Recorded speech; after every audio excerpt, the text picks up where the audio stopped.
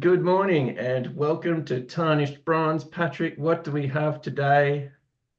Oh, today is the Universo project from the Legion of Superheroes Baxter edition. So I guess this is volume three, right, from early 1987. Um, Although I am the world's foremost Legion fan, maybe, I don't know, I You are probably have to fight. dressed to impress today, might I add. You Oh, are yes. dressed Oh, yeah. to, I, yeah. I have my Legion shirt on. It was a Christmas gift actually this year, so I felt like I had to wear it. Actually didn't have this until I collected the entire series. So this was a gap for me. I didn't read it when I was a young teen. I actually read this later on, probably after I graduated college. Uh, I love this run. I mean, the Baxter series can do no wrong, as you know. I absolutely love it. I do want to go ahead and say I have this in my notes later on, but I'll just go ahead and get this out of the way that this is based on a Silver Age Legion story called The Outlawed Legionnaires. It was written by Jim Shooter when he was 16 years old and published in 1967 in Adventure Comics 359 and 360. Um, Also, maybe a little bit of an homage to the Super Stalag of Space, where the some of the Legionnaires are captured and put in a prison camp. So this is not the first time that a prison camp has held some Legionnaires against their will. So, but I love that Levitz was sort of doing this intermittently at the time, taking some old, relatively simplistic Legion stories from the Silver Age, and then zhuzhing them up with some, a more modern take, some great B plots, and repackaging them for a different audience. And for me, I really love that. Okay, and what's your first Legion that you picked up, Patrick, off the shelf? Um, Or I era? started with. I'm sorry. Or maybe what just era if you don't have the exact issue. Well, I actually maybe had one or two issues when I was very young.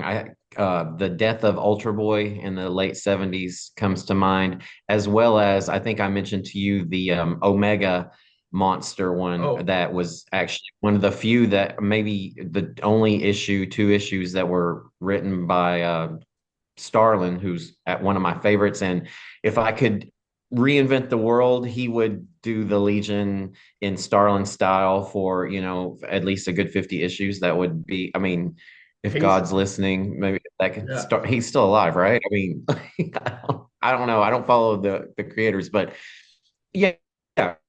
I just love his work on Thanos, and I love the way he treats sort of space opera and that kind of thing. I think he'd be great. But having said that, I do have one where I think he's credited as Steve Apollo or something crazy like that, his nom de plume, and he does the art, and it's beautiful. But these were just one-offs. Really, the way I got into the Legion was with the Silver Age stories.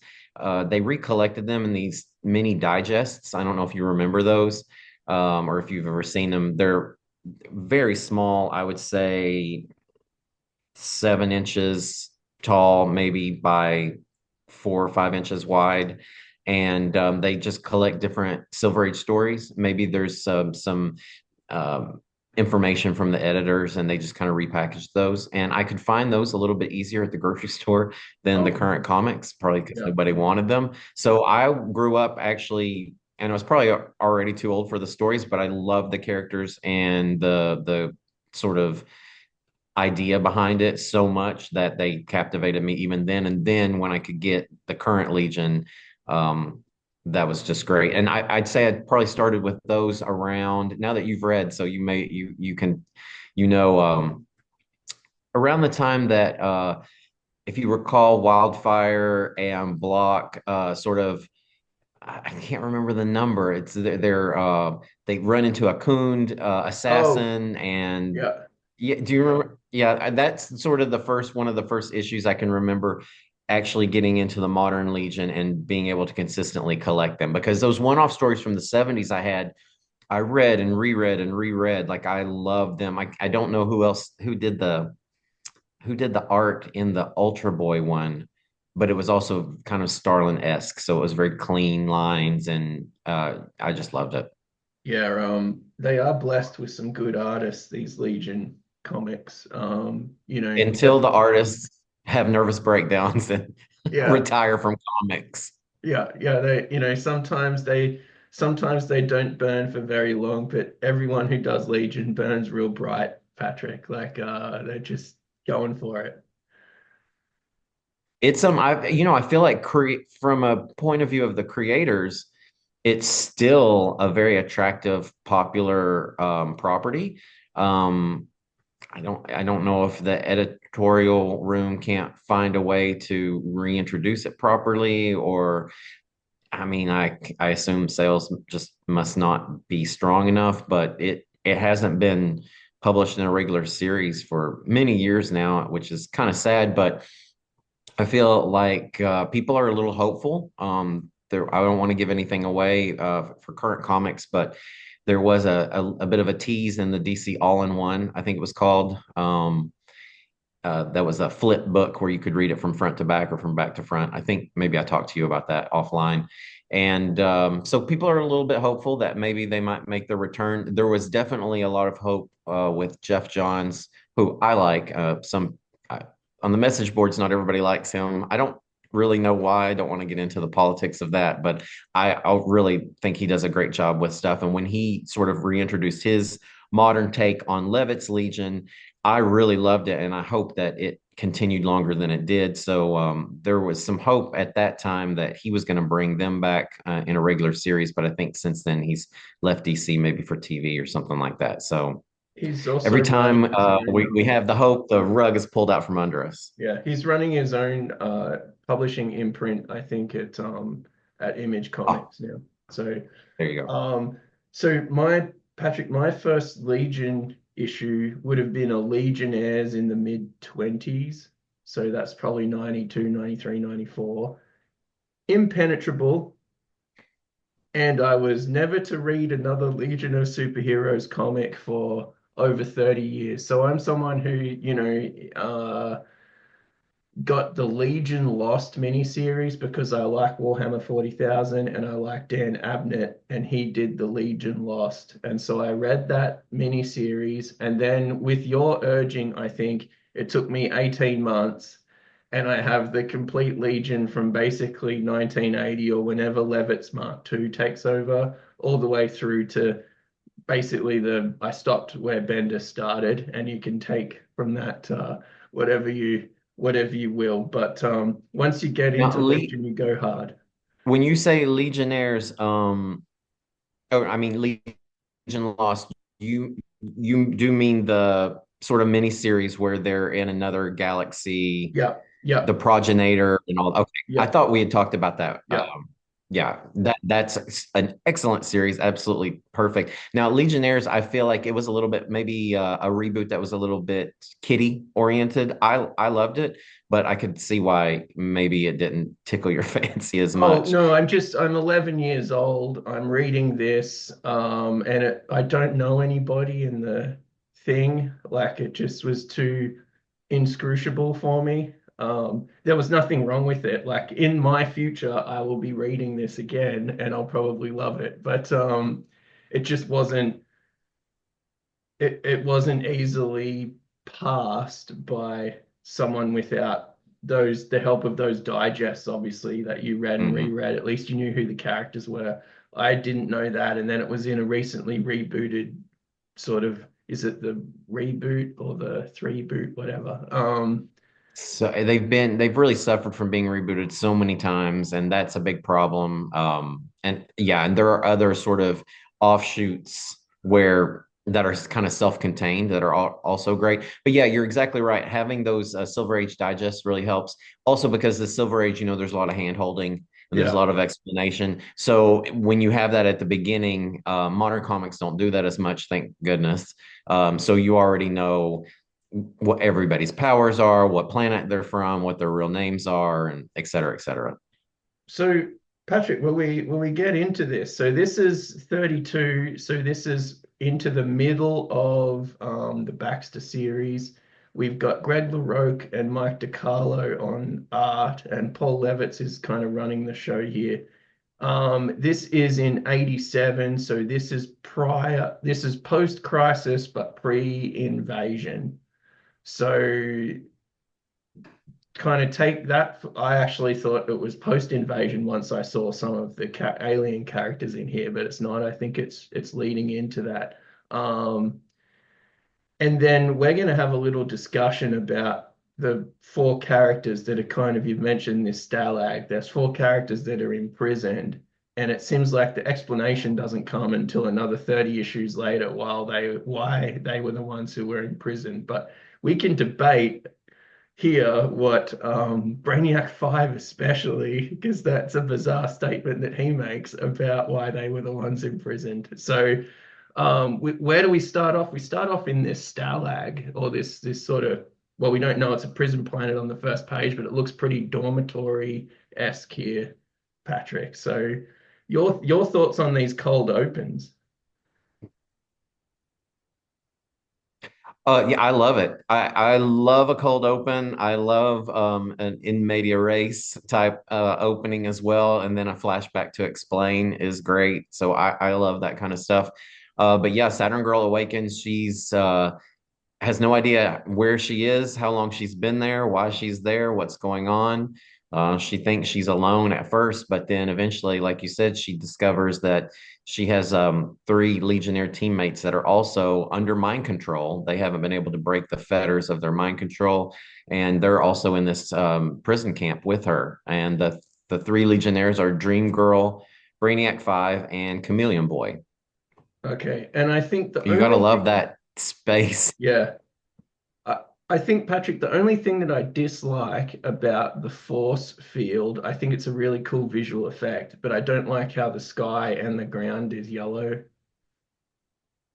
They needed to make it Maybe different colors. a slightly different color of the sky intermingling in that force field, or make the ground a kind of dusty gray brown or something. But the art is spectacular in parts here. I mean, and we're going to give the artist a little bit of grace because these issues are all 27 pages. There's a lot of stuff to draw, but I love Larocque, I really do, but I do think that it's fair to say that as his tenure went on, and also when you compare him to the previous artist, the previous main artist was Keith Giffen. I think his backgrounds got a little bit more muted, and I mean, for lack of a better word, maybe lazy, or let's say, work smarter, not harder. Now, I don't think that takes away from the story because, like I said, I love this run and I love his work on it. But you Keith Giffen was basically killing himself with some of yeah. the backgrounds and on his work on this, and which is why I think that he left the title for a while. But I do think that Larocque was a little bit more laissez-faire, let's say that, about the backgrounds at times. But Which he is like really I said, good I at don't really. drawing the costumes and drawing the characters, and he makes the female characters all visually distinct, which is, and also look really good. That's a big part of it because there's a lot of teenage girls and a lot of women in Legion, and you need to be able to shake up those styles a lot. And Gregor Roke really does well with that. And like I said, you need some way of making sure that this is kind of like a prison planet. I do think that that background helps, but it just kind of makes it seem a little bit more dull than what it would otherwise be. So That's a meanwhile, good point too, by the way, that I think, the sausage fest that is comic fandom. I would say, venture to say that Legion has a bit of a higher percentage of female fans over the years. Even online today, I think you kind of see that, which so that's great. And I think it's exactly what you said. They have a lot of strong female characters and a lot of characters of those, female characters really are able to take the lead. And that's been sort of a hallmark of the Legion since really the Silver Age. So, yeah, and they're taking the but yeah, lead here right, we see that yeah, the right from Legion page is one. being, oh, please. Oh yeah, and taking the lead right from page one here. Saturn Girl, just this is right up there with some of her greatest, and we'll get into that later. But all is not well on, is this Earth? Right, yeah, This is this is Earth Earth. right now. The Legion headquarters is being dismantled by the science police. Here you can see them taking down the insignia, the flags being lowered. And yeah, this is unheard of because the Legion obviously saved the universe, the galaxy, whatever, what have you, multiple times. They're highly esteemed on Earth as a norm of their sort of story. And so Legion headquarters is closed permanently, we learn. And also back to Saturn Girl, one thing to remember is that at this time, Saturn Girl had actually left active duty. She had two children. We won't get into the ins and outs of Validus. that. Yeah, and some spoilers with that. But she is a mother of two with Lightning Lad, and they had actually left active duty. mm, Maybe before the Legion of Supervillains saga that kicked off the Baxter series. So it's been a while. She's been sort of replaced as a team telepath by an alien called Tellus, that who also is featured in a B plot here in this story. So yeah, so having her open the story is a bit of a coup because she has, although the founders are always sort of present in some way, but she hasn't been a member in good standing for a bit. Okay. And it just, because it is the Bronze Age, we are starting to see some pouches here in the bottom right panel. It's coming down the pike, Patrick. You want to get it. And there's a pouch on a belt, so it's migrating. Yeah. You've got the pouch like a purse, then you've got the pouch on the belt, then the pouches get attached to the actual uniform. So it's just a process. Oh, and someone, Here we have, yeah. I love this kind of world building for the prison planet. You know you're not going to get a word in edgewise when you cover the Legion with me. This one's going to be a struggle for Matt, but I love Patrick, the I'm just winding introduction. you up and letting you run. I love the aliens in the background here. I don't know what species he is, but this is, obviously a play off the Green Lantern Tomar Ray, and his alien species escapes me. I actually have on my wish list. I need to go back and find some good Green Lantern Corps trade paperbacks, maybe from back in the day. I really like the ones that were one-offs of obscure Green Lantern aliens who were, doing some, solo missions. I really like those stories from back in the day. So I need to find some of those. But that's who we see carrying the rocks here. And then we can see Saturn Girl also doing her part. So, Patrick, are there any Easter eggs in here as far as like the alien races on the Stalag thing, or any characters that come out? I know one of them without armpits or something is going to pop up soon, but as a longtime Legion reader, can you spot any like callbacks or follow throughs that will happen in these Well, I aliens? think I think the Tomare sort of that I feel like that's Okay, an Easter egg, right? Because people yeah, at this time would recognize that type of alien immediately. I don't think that's who this is because he's from present day DC, yeah. but you can definitely tell that he's from the planet. Now, probably a lot of these have some reference to the universe at large. But for example, the alien on the bottom, for me, no, not Okay. necessarily. But every now and then for me, I feel like I would recognize an alien race, if not a character. And it's been a while since I've read the Silver Age tale, so some of them might harken back to background characters that didn't have any dialogue or a name from the 60s. Okay, and one other query that I was going to ask you, because you kind of opened the door for the Tales of the Green Lantern Corps. Now, the artist on a lot of those is Dave Gibbons, who later goes on to do Watchmen, right? But him and an unknown, obscure fellow called Alan Moore make a Superman annual tale called What to Give to the Man Who Has Everything, right? And part of that is he gets given these flowers. Now, are these the same flowers? That I honestly that may have crossed my mind when I reread it this time. I actually have that annual. I relatively recently bought it because I knew it was great. I heard a lot about it, but for some reason I didn't have it. It's actually very expensive relative to the comics that I usually buy. Even like a reader copy is pretty pricey. But I was happy to get it. It's a great story. And those are called, I think they're called Black Mercies, Yeah, maybe. I was going to call it the Black Lotus, but that's a Magic the Gathering thing. So Black Mercy makes I think makes it's more called a sense. Black Mercy. Yeah. And yeah, when it does kind of look like that. Although I'm not sure if the Black Mercy, I feel like their tentacles are also red as well, and these are green, right? So they kind of look like gigantic roses too. Okay, But so yeah, I mean, they're definitely similar. DC horticulturalist expert Patrick has put the kibosh on that being the Black Mercy. I'm not, if not, he probably had it in mind because it is very reminiscent, honestly. Yeah, Yeah. that's what I thought. That's what I thought too.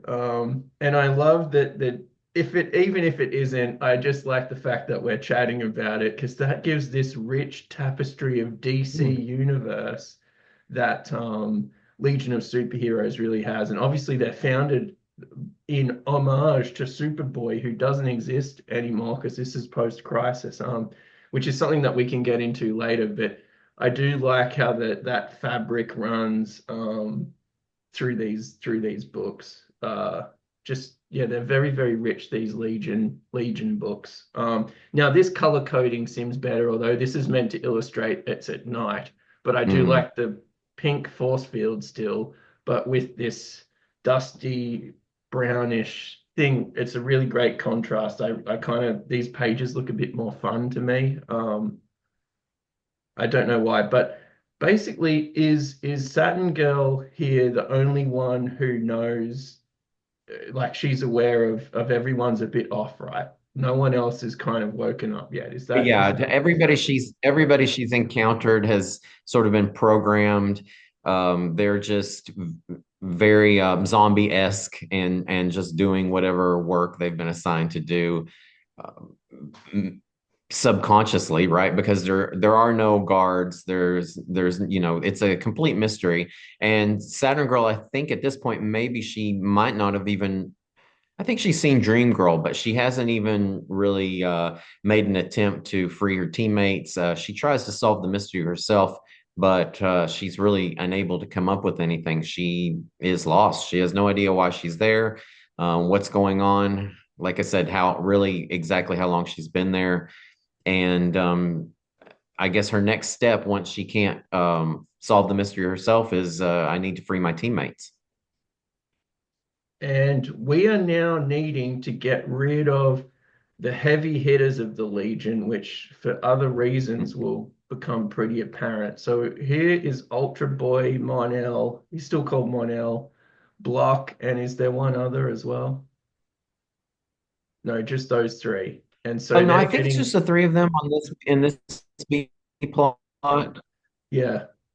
And And you're exactly right. They're sent to Dominator Space on a fake ambassadorial mission that the Dominion, I think, has not asked for.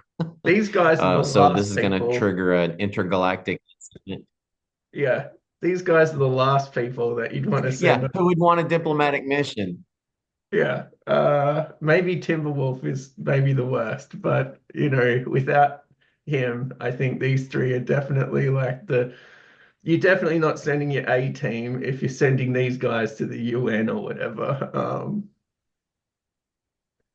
You But also we wonder, Monel's smart too, so you kind of wonder what was he thinking when they said, "Oh, the Dominion wants to have a get together to talk about peace." Like, no, that doesn't track, you know? Yeah. But everybody at this point, pretty much everyone in the science police and the government has been mind controlled by Universo. I mean, we're not giving anything away since it's called the Universo Project. So it's kind of understandable. The Legionnaires are sort of just going along for the ride. And you're exactly right. Not only this is a plot device by the writer, but also a plot by Universo to clear the board, right? Let's get rid of Monel. Let's get rid of Ultra Boy. We don't completely have them under our control yet, so let's get them out of the solar system. And I will admit that in the far-flung future, it's far better than the present because if you look at these spaceships, there's ample seating for all of the people who are controlling it. So, That's something that I'm always looking for in my comics, the amount of seating. Just hold, if you can just hold off, if you can make it to the future, you'll have a Yeah. place to rest your ass. And in the other B plot, we've got some more heavy hitters that are just in this beautiful sci-fi landscape for reasons that escape me, Patrick, but they must be there for something, right? What are the mystical and the superpowered and the telepaths doing right now, just to sort of So flush them yeah, down the so here we toilet? have Wildfire. Here we have Wildfire, White Witch, and Tellus, and then there's also, I don't know if he's in this panel, but also Quizlet. Oh, okay, yeah. One Quizlet and Tellus are relatively new Legionnaires, and they have actually gone. So this is two things. Part of this B plot is that they're searching for Atmos, the guy that you referred to as the guy with no armpits. Uh, he's from the same planet as Starboy. I don't think he's a Legionnaire. He may be a Legionnaire. Like I said, No, it's no, been a he's long time he's since I've read the full. yeah, Um, not a legionnaire yet. okay, Yeah. he the plan is that they're going to replace Starboy, I think, with him, the government maybe, and against Starboy's wishes. So Atmos is being introduced into the story, into the Legion lore at this point. I hate He's that an atomic atmosphere. powered hero, but he's a bit of an anti-hero. He's not that well liked. He's kind of an ass, to be honest. But he's gone missing, and somehow the Legion knows this. And so, also to kind of add another layer, Levitz has chosen them to search for him on, I think it's Hycreus. Yeah, And this is yeah. uh, a methane filled world of oceans, methane oceans that Tellus is actually from. So we learn a little bit about Tellus and his home world, while we also forward the B plot of these other sort of heavy hitters being sidelined to go search for Atmos. And back to the main action. Normally we see Tellus in Oh, is that why he I was gonna doesn't say have normally we see Tellus in headgear. yeah, he doesn't have a head Yeah, cover. so because he has to stay in his methane rich ocean. So yeah. But yeah, Saturn Girl's getting a little bit bored with not being able to figure out what the hell's going on. So she gives the Vulcan nerve pinch to Dream Girl, and she slowly abducts her three teammates and takes them to a cave where she can deprogram them. But these sacks, these prison sacks that they're forced to wear, look really well tailored on Dream Girl and Saturn Girl. So maybe they spent their afternoons adjusting the hemlines and stuff. They're so short Yeah, too, right? that's not real prison garb, I don't think. Maybe in certain movies. Yeah, yeah. The B or C movies, they bring that out.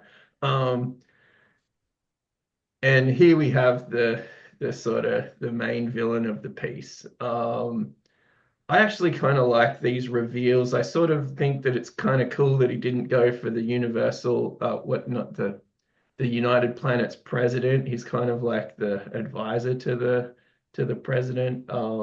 That's a kind of really sort of sleek touch that makes this story kind of zip, especially as we accelerate to the climax. But this is my first experience with Universo as a character. I haven't read those old 60s stories. And is he done justice here, Patrick, you think? Oh yeah, I mean he has always been one of the Legion's main villains back in the day. But yeah, in order to him taking over, he's been power upped, I think, a little bit here. So the fact that he's taken over the entire planet, basically, that's a maybe a bit of a stretch for Universo, but he's always been a very formidable foe for the Legion. Okay, and I just want to go through a checklist here and we can see how many stereotypes they're hitting. So we've got the main villain. He's bald or shaved head rather. So that's one tick in his box. He has a monocle, like which is another which is another tick in the box. He has the goatee beard, so we're three down. He has the flashy collar. I mean, you've got to be a hell of a have a hell of a power set to pop the collar. So I mean, if you're playing tennis or if you're playing cricket and you are popping the collar, Yeah, I feel like I remember playing tennis with a guy from Australia that had a pop collar sometimes. well, he would have had to be real good. Otherwise, you would just be I mercilessly. distinctly remember that. Also, I feel like I've heard that maybe green is a popular color for creators to put villains in. Is that, am I making that up? I swear I think I've read that No, before. that's the fifth canonical kind of thing is like green and purple. You know, you got to think of the Yeah. Joker. I guess that's a Green Lantern, but he's all green. He's green and white. I think if the I didn't trick mean to is steal your fifth one, but I was like, isn't, I thought green was maybe one too. Yeah. yeah, so he's got it all, and he's got some crystal ball as well. So he's just got all of the stuff that you would ever need to be the most villainous person in creation. He's also a bit like Dr. Druid. To harken back to one of our favorite storylines, he's giving Ming from Mongo Yeah, and Dr. Druid from the Avengers. yeah, no, when I just saw this panel, it just came to me immediately. He's got all of the visual ephemera that one would need to like go, oh, that's our villain. Like, Let me ask you this. So Universo is a longtime Legion villain. I mean, it's really, I can't think of any redeeming qualities that he's ever been written possessing. He is also the father of a Legion ally, Rond oh, Vidar, okay, yeah, yeah. that you'll probably learn more about when you finally get to 5 years later. I think he's featured a little bit more. And then also in later, like more modern Legion stories. I mean, not that this isn't modern, but let's say the teens and the 20s. But in spite of that, in spite of him being sort of just completely base and evil, do you think he's more likable than Dr. Druid? Oh yeah, because he's like his motives are transparent. Like Druids is just like he's a dick and he's obscure, whereas Universo is just a bit of a dick. And to be a big contrast, Doctor Doom is a hero in his own story, whereas Universo is not the hero in his own story. So that's where I'm kind of like drawing the lines there. So, you know, Druid is a villain in his own story. He becomes like he has a decline, he has a fall from grace. Universo didn't have any grace, and Doom is ascendant in his story. So they're the three kind of like everyone is a bit more complicated than what you might want to give them credit for in real life, but they're my three sort of Magneto maybe too is like Doom. He is the hero in his own story. And Just then to also just redeemed too, right? yeah, just to split those hairs up a little bit. But yeah, like this guy's far more like I could if I was not one of the downtrodden in his dystopian world, like I could get along with Universo. I don't think I'd want to get along with a fella wearing like a cape and pajamas like that. Not no druid for me. I had to bring up that comparison, but hopefully at some point Dr. Druid will no longer be appearing on this channel. So if you stay tuned, that's what something that you have to look forward to.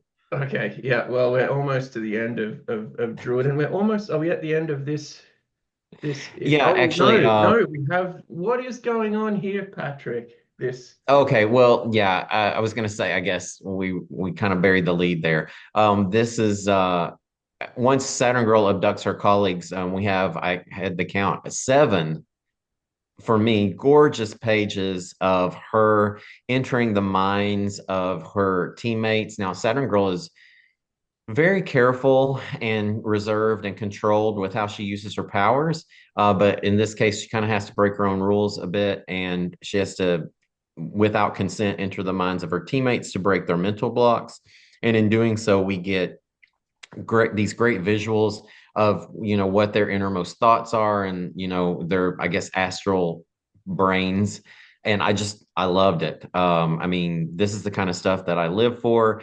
I always love Just it when Saturn Girl is non-consensually invading people's minds, fashion. well, yeah, I know, Gotcha. no, not that part, but seeing this representation of the character's innermost thoughts and where the artist can just really go wild and use their full creativity and depending on how much time and effort they want to put into it. But I really, some of these panels are, some of them are better than others, but they're all just so interesting to me. And as someone who's such a big fan, this is how we can get so much contextual information about these characters that we love so much based on this particular writing team. I also really love when Saturn Girl is kind of let loose with her power because she's a super powerful character.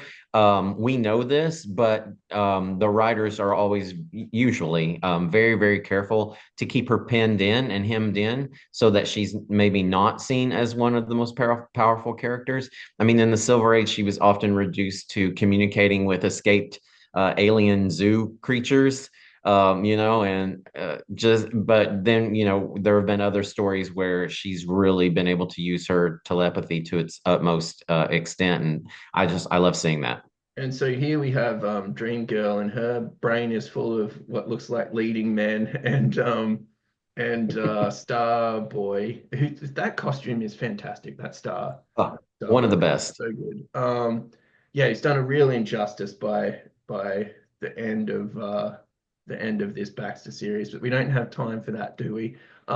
Just some Escher-like stuff going around. I really think the one missed trick is they could have had Larocque do the figures and then have someone like Senkovich or just, someone really go crazy on the mind's eye pages, but keep the Larocque So that figures. the art didn't match at all. It was really Yeah. otherworldly. That would have been cool. So we have that. So Dream Girl kind of snaps out of it pretty straightforward. And this is herself. Is this like the ego, like your conscious, or would this be the id, Yeah, your this is unconscious? her.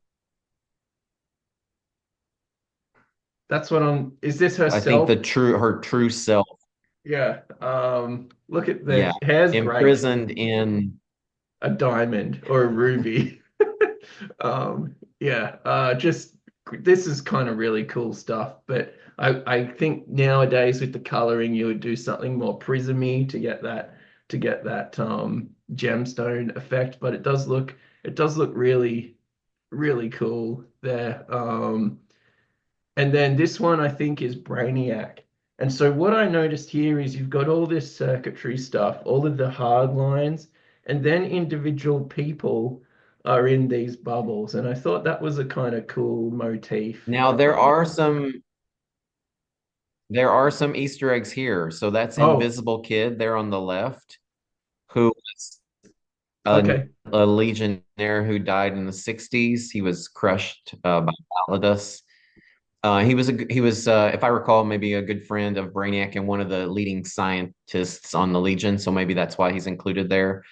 Or maybe there's another reason I don't know. And I could be wrong because it doesn't really look like her, but Brainiac also famously had an on and off again relationship slash crush on Supergirl.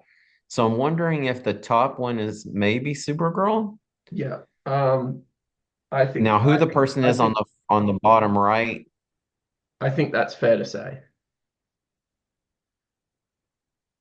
Yeah, I don't know I who the think it's person is in the hospital gown on the bottom right. yeah, I don't know enough Legion lore to know of another green sort of person. Oh, is that person green? Yeah. I'm colorblind. Um, so So yeah, maybe it's somebody from Kalu, like would it be real ducks? Do they oh yeah, actually I don't know. do I they don't know about meet? that. Do they ever meet the ancestors of Brainiac 5 and Brainiac and Vril? Not in this volume. Okay.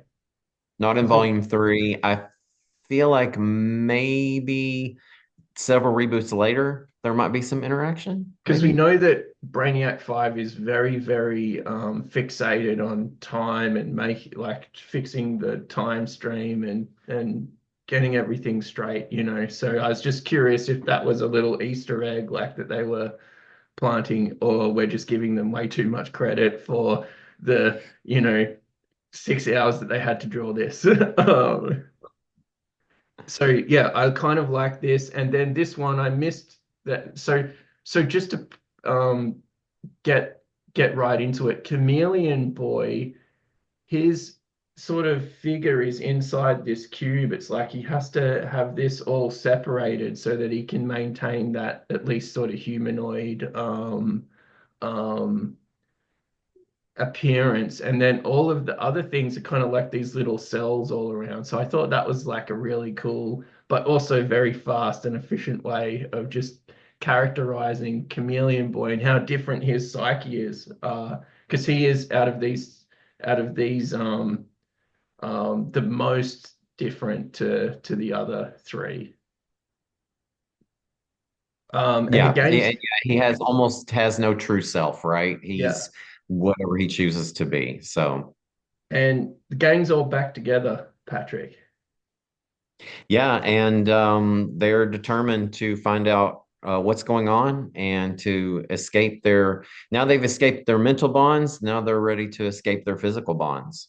And I know you love expressions, but you see the gang of four there at the bottom. That's the look of determination, and they're pissed. Yeah, they're not happy campers in Stalag No, 15 or whatever we're gonna call no. it. But yeah, I do need to know that nerve pinch. Maybe that's somewhere where the ganglia is, Patrick. We can like It was supposed to be under the armpit, though. okay, yeah, so Saturn Girl was going straight. Yeah, but maybe yeah, she may have. Maybe she met She-Hulk at some point. yeah, That's a deep cut callback for longtime fans. I'm not sure we have any, but when history judges what we're doing here, yeah. that'll be appreciated. If only we had some sort of resource like the internet where we could get all mentions of ganglia in comic books and like do a massive reread of all of the. Yeah, I feel like that was big in the late 70s, like just hitting someone in the ganglia. All right, so the gang's together. They're still in the prison. It seems like Universo has dispatched the heavy hitters to here, there, and everywhere. And Starboy is missing because those Xantharians or Xanthu or Xandarians, wherever he is from, I think one of them was correct. Um, Xanthu. Xanthulians need him to play the role of Atmos. And I've just only tangentially heard of this Atmos guy, but I really already dislike him. And I think we're going to find out why soon. But next issue, another great cover, same team.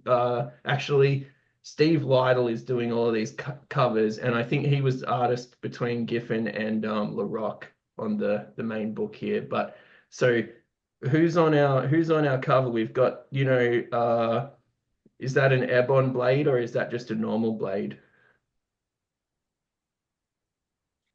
I think that's just a normal blade. They name her in the story, but I can't remember what her name is. She to me, I don't think she was a callback, completely new Such a character cool that they. thing, like such a cool outfit. They need to team her up with the Hawk woman and man and so on. Like that'd be a really You know who she reminds me of? Gal Gadot as Wonder Woman. yeah. Like, was it 1984 or what? Which maybe wasn't the best movie, but love Gal, love Wonder Woman. Was very excited for that movie, but I mean, I remember feeling a bit let down, to be honest. But that's the first thing I thought of is that Gal Gadot? Yeah, yeah. Just 40 years too early. She's And it's then something Saber, right? Like now I kind of want to know what her name is. I'm gonna have to look it up. But all yeah, right, please and continue. so I'm just gonna illustrate that this guy with the stupid mohawk, this red-headed mohawk, armpitless clown, in the mid-ground here is Oh my God. is Atmos. Very aggressive. I mean, I kind of love his mohawk and his design, but yeah, like I said, previously, he's not a good guy. And that's This pretty well established this from is a his great introduction. shot. So And we're starting out. The awesome foursome are going to set the world to rights here. Look at Cam just in the background there doing his poses for his Levi Jean modeling career. Yeah, it's just I guess Dream Girl's cold. but Saturn Girl But isn't. see, now Dream Girl's characterization in this, based on the way Levitz himself has set her up, and again, I've said it many times, I try to be careful with being critical, especially with something that I love so much. But I feel like her characterization is a little off. She's always been known to sort of play up being a little bit ditzy and a femme fatale. She's super flirty and she's very often underestimated. But I think by this time she's definitely run for Legion leader. I She think she was the may have Legion been Legion leader leader. I think during the Great Darkness saga and the villain thing, like the villainous five or whatever they are, Oh, the fatal, whatever the the Legion of Supervillains. yes. If, And she if does not, exceptionally well. She's an exceptionally good yeah. I leader. mean, she's really proven herself over and over. But during this story arc, I mean, just from this drawing, also her arms look a little bit weird to me. The more I look at them, anyway. Sorry, I'm not trying to nitpick, but don't you think a little bit? Yeah, Um, the shoulder. she doesn't take. I don't want to give it away because we haven't gotten there yet. But when they're undercover, she's very lackadaisical about it, and she doesn't seem to take the whole thing that seriously. And while that is a bit her MO, in dire straits, she always comes through, right? And she will kick ass and take names. And there were a few times in this story, and we'll get to it, but I think I already told you that I have a even more serious problem with the characterization of another one of these four, but we'll get to that later. But I did think Dream Girl was a little bit of a dilettante in this, and not from her playing it up. It seemed like that was actually being presented as her core characteristic at times. We've got four people basically against the galaxy. This isn't a time that I think Dream Girl would sort of be making jokes and not taking things seriously. So that's just me. I just found that a little bit strange, and whether they're trying to smooth the road for the big shakeup that will probably occur in this or the next issue or something. Not sure, but nonetheless, they do look pretty formidable. And just we're going to do a hard cut now because we've got Wildfire and White Witch and Tellus are still on the methane world, and they find a gill dish pan, I think is the name of those. Yeah, getting And there with the lingo. he's Zymer, and he is a former member of the Legion of Supervillains. So the readers would recognize him from that, with the power to teleport. And yeah, he sneaks up on them and basically does a divide and conquer by teleporting them all into different environments where they're going to be challenged either by the environment or what kind of villain they have to face that once there. Yeah, so I was just reading up on my questions, and my Q&A for this issue did have that person with the sword, but we already did that. So now we're getting into Dream Girl doing Dream Girl things, I guess. They are trying to kind of make a little rebellion, right? They're trying to wake up a few more people than just the main four. Because I think Patrick, do we know in the story yet how the mind control is occurring? Is that is that happened yet in the story? No, we don't know. Okay. We haven't discovered that yet. Okay. Yeah, we haven't discovered how they're being mind controlled, and there seems to be an illusion here that maybe Dream Girl has been taken advantage of by Atmos, maybe while they were both under mind control. I'm not sure, but So I was kind of picking that up. I don't know if you were as well. I picked that up, and then in hindsight, two wrongs don't make a right. Um, every single time Dream Girl has said, "Oh, this is probably not a good idea. based on my like limited ability to tell the future, it has turned out not to be a good idea. Like this is someone who we should be believing when they're like, this something doesn't ring a bell. And so later on, this will come out to be very sordid and unsavory and almost right up there with the Dr. Light Sue Dibney thing. Or the Ms. Marvel corrected in Avengers volume or annual 10, right? That kind of very, thing. very much so. And also, what happened to the lack of armpits in that? Like, I think that's only his uniform. Yeah. And like I said, I'm not a fan of Atmos. He's a terrible person, but I do kind of like his power set and his design. yeah, I love a mohawk in comics when they stand up good. I've complained yeah. in previous issues about when Storm's Patrick, punk mohawk gets limp. we I don't want can't a stand it. mohawk at half mast. You've got If you to, can't stand a limp mohawk, that you can't yeah, bring that around. Not me. yeah. No. So I think they are laying the seed or setting the table for that. But the double dirty that Starboy has done is that he's on Xanthu That's right. because of this prick who like went missing. And that's why he can't. That's why I think they're divorced or separated or something with Dream Girl. So it's kind of like three wrongs are now making not a good thing. So I just Yeah, thought he's I'd gonna have to. steal his spot in the Legion, steal his girl, or at least try to. Now, as far as I know, this gets dealt with in one page within this volume, but does just to cut cut all of my trauma short, does Atmos ever get a reckoning? Maybe in 2015 or something, he can get his comeuppance. I think after this run ends in Magic Wars, I'm not sure Atmos ever makes a comeback. Okay, well, I we can't think of honestly can't think of a mention of him later. It's possible. There's a lot of Legion comics, and I've read them all since from this point on, like probably every appearance, I'm certain.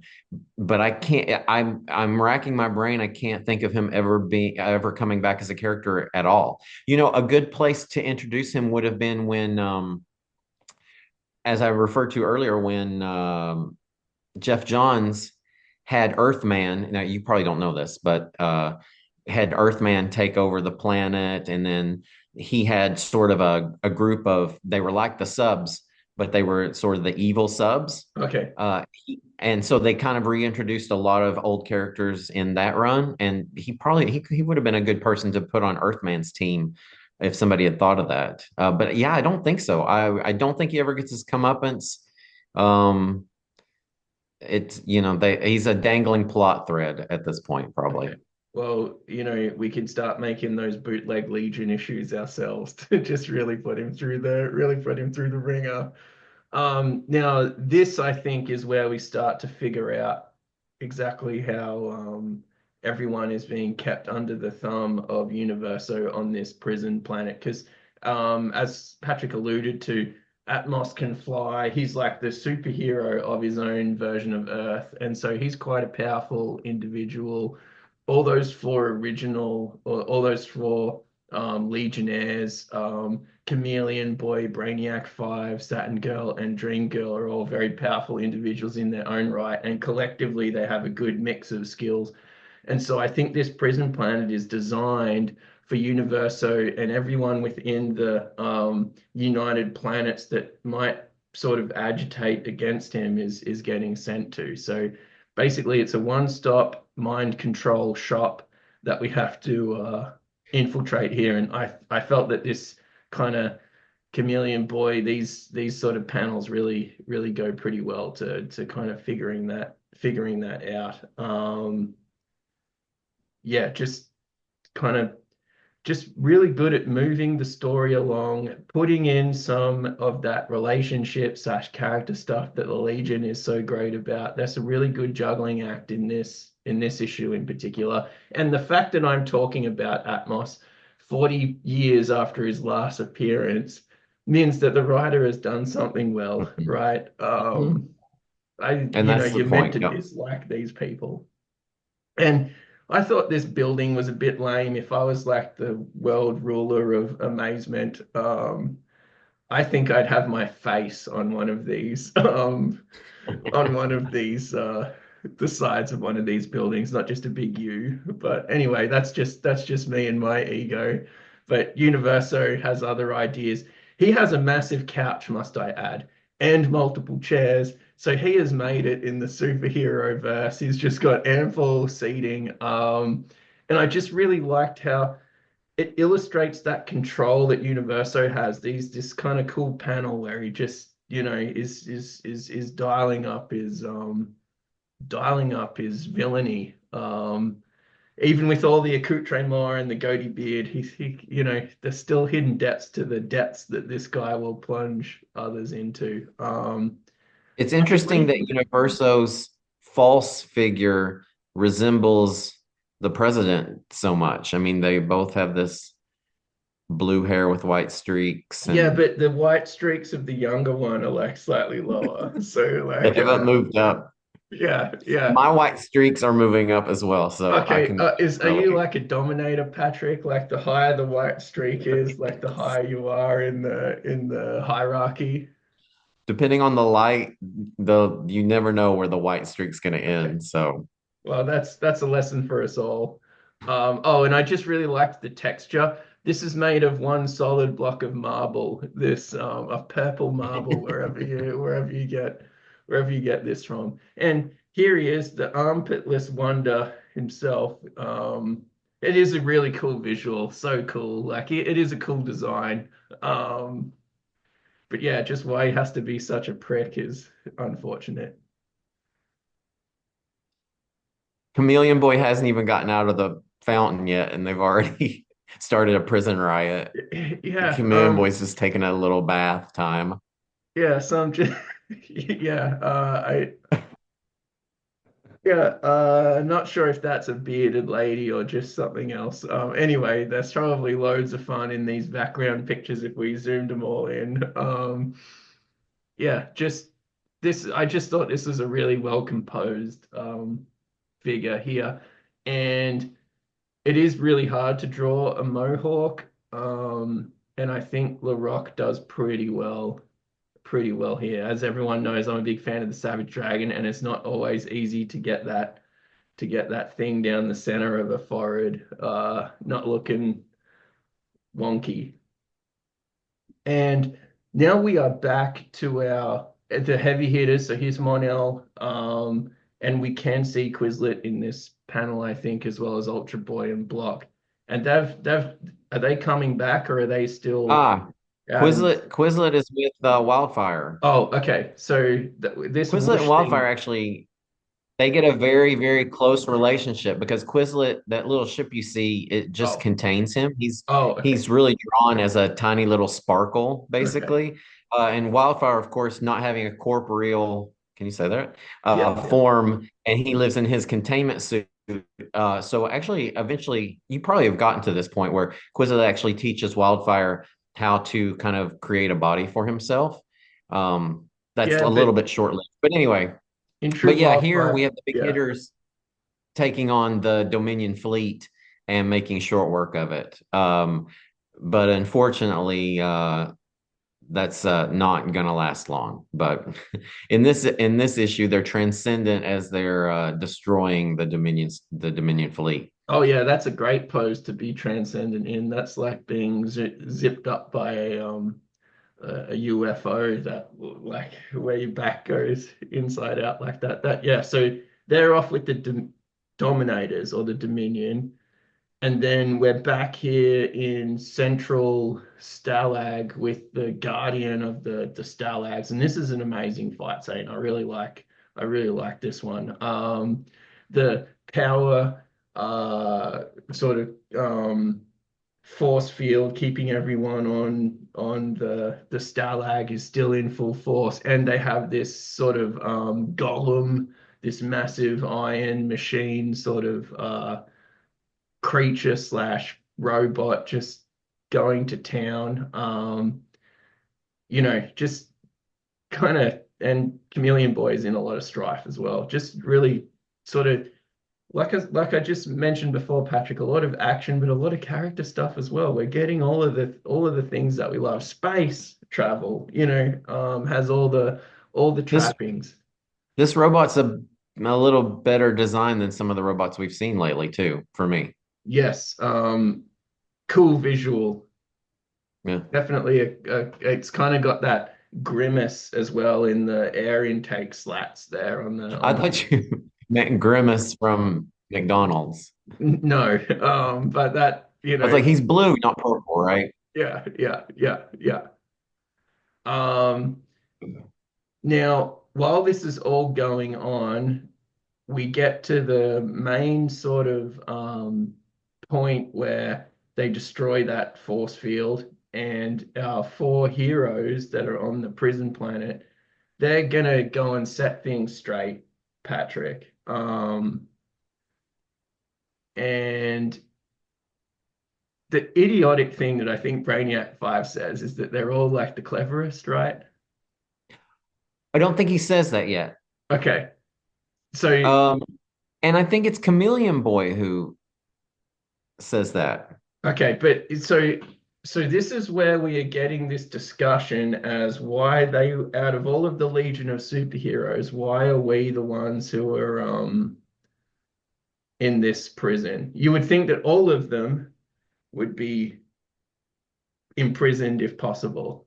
But obviously, because of the political situation with different, the Croons and the Dominators and so on and so forth, we have to have some of the Legion of Superheroes out and about so that also the populace doesn't go crazy or twig to our plans. So Universo thinks he's being clever by putting these four in particular in some sort of mind control prison, and they're basically just trying to figure out like why that is.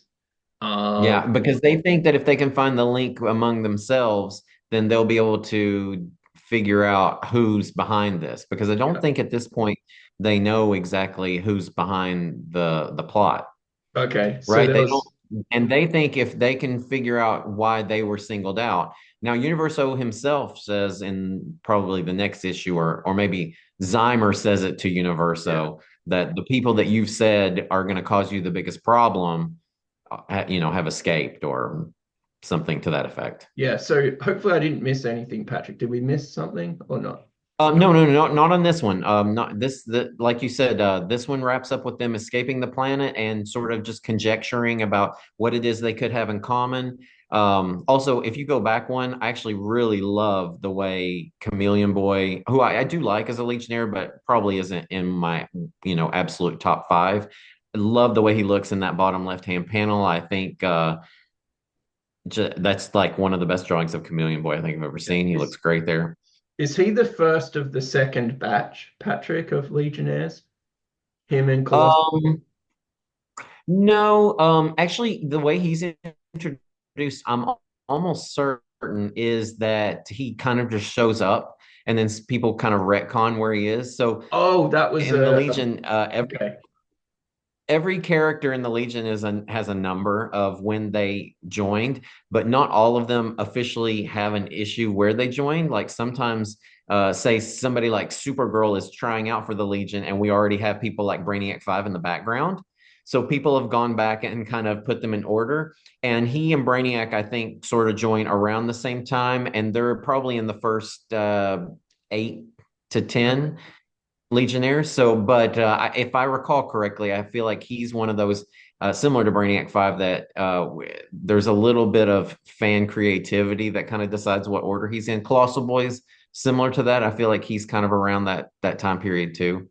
So some of So, those things that I'm reading where they reminisce about joining the Legion, they're just total confabulations of the modern time or the Bronze Age at the time of and a writing. lot of the stuff that they did there, Levitz would lean on what he knew already the fans had figured out or written or conjectured. So a lot of that's one of the great things about the Legion. Later writers were just normal everyday fanboys and girls. Sometimes characters would get new costumes that were sent in by people who were just reading and writing in fan mail. A lot of fan ideas made it into Legion lore. So more than probably any comic book that I can think of, the fans have really helped shape this over the years. So, which I think is really cool. And one thing too about this particular issue, the only other thing that I can think of in terms of did we miss anything? Brainiac has a really nice intimate moment with Saturn Girl where they've known each other for decades probably at this point. I mean, at least in terms of readership. Oh no, Uh, I think in the future it will be decades, won't they? They've all been injected with this serum from the UP. yeah. Well, and he says that, she can lean on him, that she doesn't have to be the independent ice maiden that Oh people yeah. have kind of known her to be. And that is really that's been her predominant characteristic probably in the Legion lore. So, and he's sort of also detached because he's so intelligent and kind of maybe aloof at times. So seeing these two characters and two of my absolute favorites too, they would be in my top five. Both of them, two big time favorites of mine. To see them have this sort of side moment where he's like, "You can lean on me." Thought that was very nice and reinforces the fact that these characters have a long history with each other, all four of them. Yeah. Like I said, action, character, spacefaring. It's got all the things that you would ever want. I just bought this up, Patrick, because this is like a really cool page, but also do Siobhan and Element Lad abrogate any sense of agency here? Like they're just like, oh well, and does that rub you up Well, the wrong way? they're mind controlled too. Okay, you think that they're mind controlled? Universo, Siobhan is a science police officer. Yeah, She's the Legion liaison, I think, or at least she used to be. yeah. So she's been mind controlled, and this is also to show us that Element Lad, who I think is the current leader, he's mind controlled too. He's completely in that suburban rut, but that's mental control from Universo. Of he has no worries in the world except binge watching the next series. Okay, yeah. So I was just a little bit, I couldn't quite get that out of the text of this. So this happened off panel, um, and it might have happened off panel before the first issue where everyone was asleep. That's that story with I think Invisible the new Invisible Kid and maybe Saturn Girl, and everyone is asleep.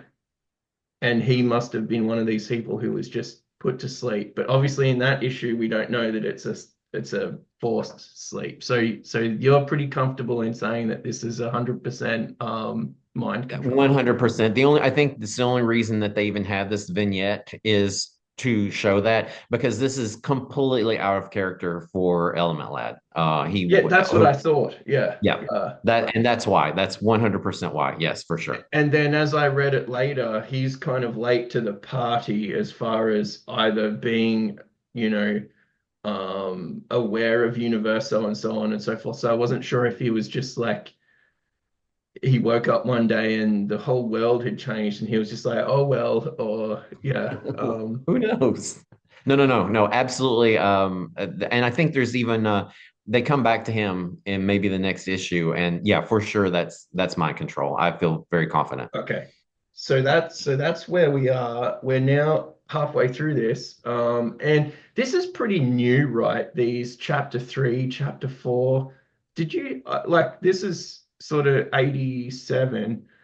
I can't remember very many things that had kind of like this cool trade dress, for want of a better word, on the covers to kind of count up or down or whatever the even the Dark Phoenix saga, for example, doesn't have like part one of six or did And they I had never used this before. Now, I think they used it again for Magic Wars though too, didn't they? yeah, it does. Yeah, so it becomes relatively common as we keep moving forward, and everything is highly collectible, and you need to get part eight of a 14 part Nightfall saga, for example. But But yeah, this this is is the first time I can remember for the Legion or really any other comic that I collected.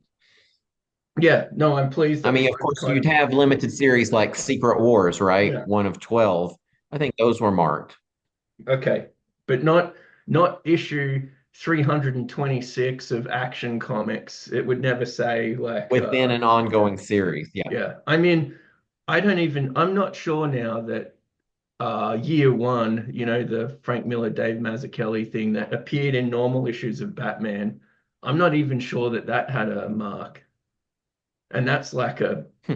one of the first sort of ongoing sagas within a ongoing series like this. So this is like pretty new and pretty cool. And I do like these character things, not just because it's Dream Girl in what appears to be a swimming outfit.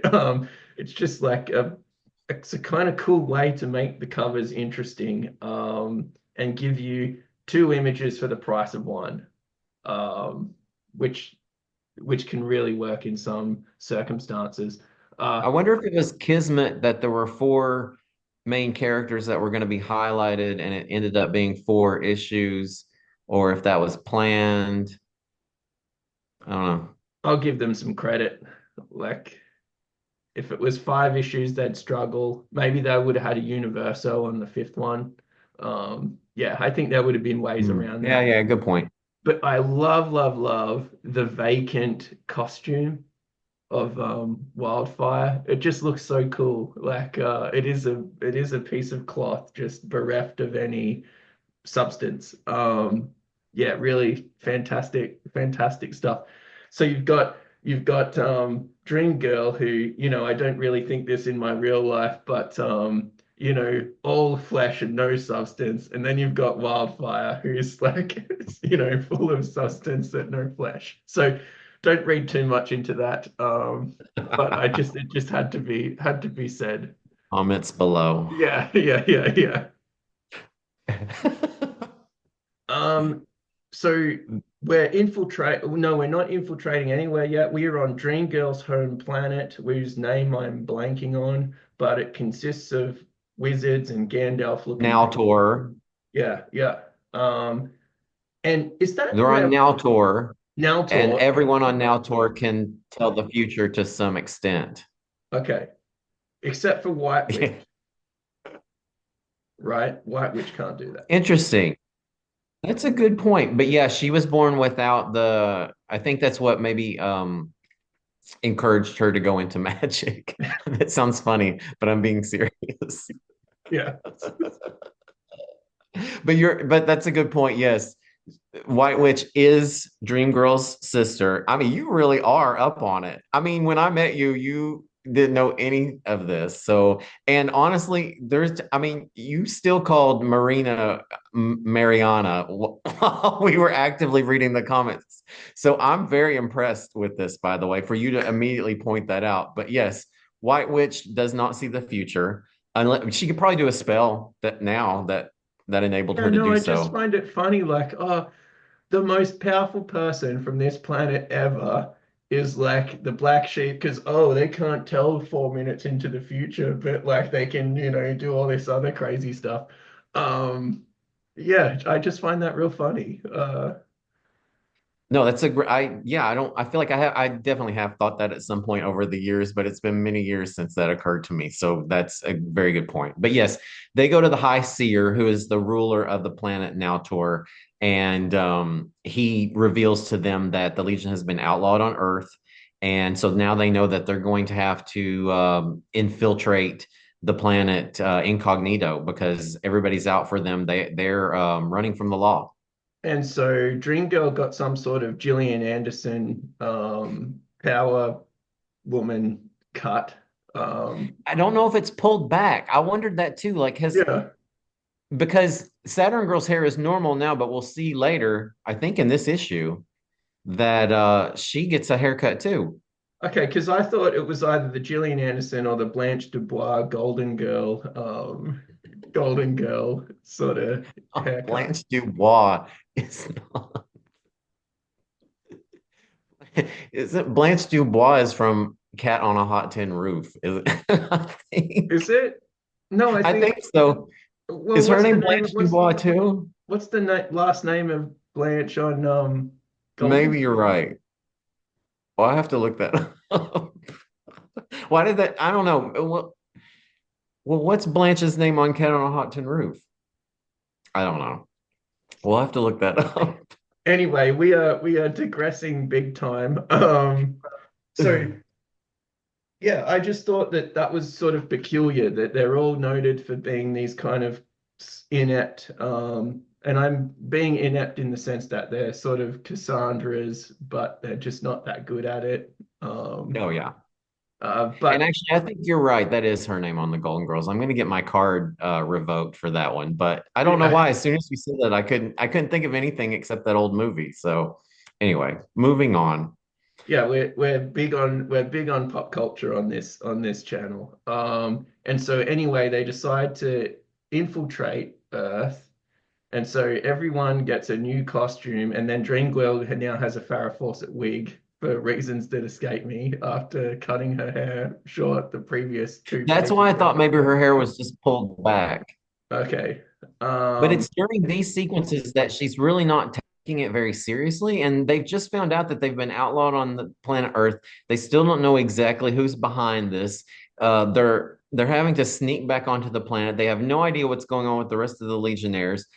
And she's like, I don't understand why we have to do this. Like, she sounds like some people that I know in real life with some really bad attitudes that will remain nameless in case they watch this. So do you think that I'm she's kidding. doubling down, Patrick? Like, in order to not draw attention to yourself, you draw attention to yourself for a reason that like no one would be dumb enough to try and hide in plain sight. Like, I'm gonna try and give her some.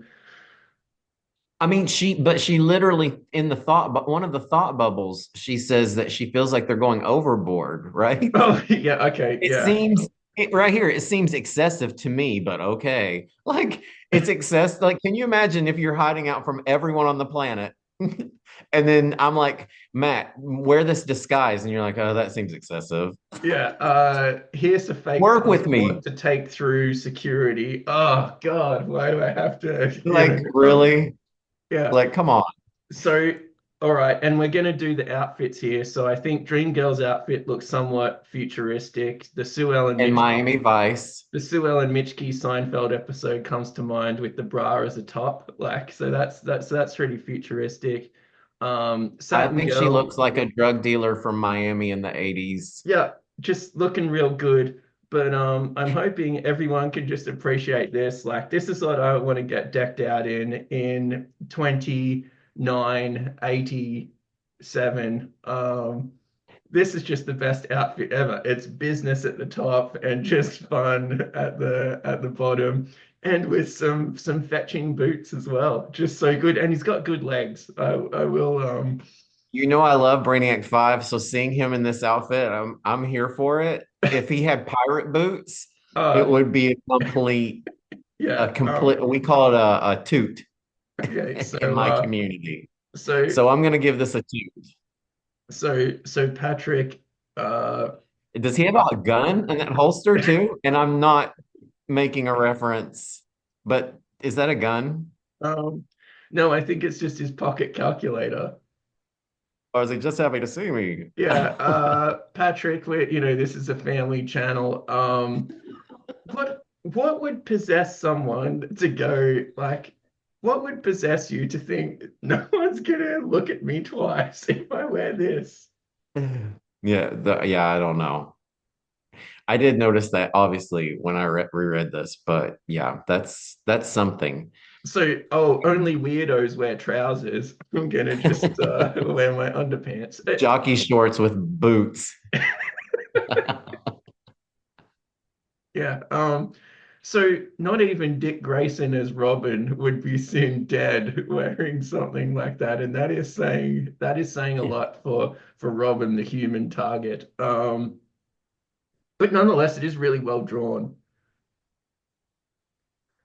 And Patrick, this is where also it gets a little bit weird with Dream Girl, I guess, just willfully not doubling down on trying to be tricky. I was giving her maybe too much credit, but she's just off having drinks and cocktails and flirting with everyone left, But right, and then center. also And then we have the 12th level intellect Brainiac 5 in his in his jockey shorts and boots, causing a complete scene by letting his intellectual curiosity get the best of him and inspecting our robot server. Like, can you just tone it? I mean, this is the smartest person in the galaxy, and he can't control himself for 5 minutes. Like, I disagreed with this characterization. I love Paul Levitz. I wish he would come back and write the Legion. I would take him to dinner. Like, Yeah. I have no complaints. I think he's a genius. I love the Legion.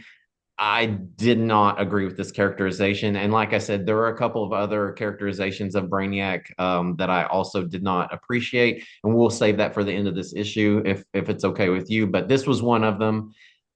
The smartest person on the team would not have the foresight to think, maybe I should just stay quiet and just drink my drink.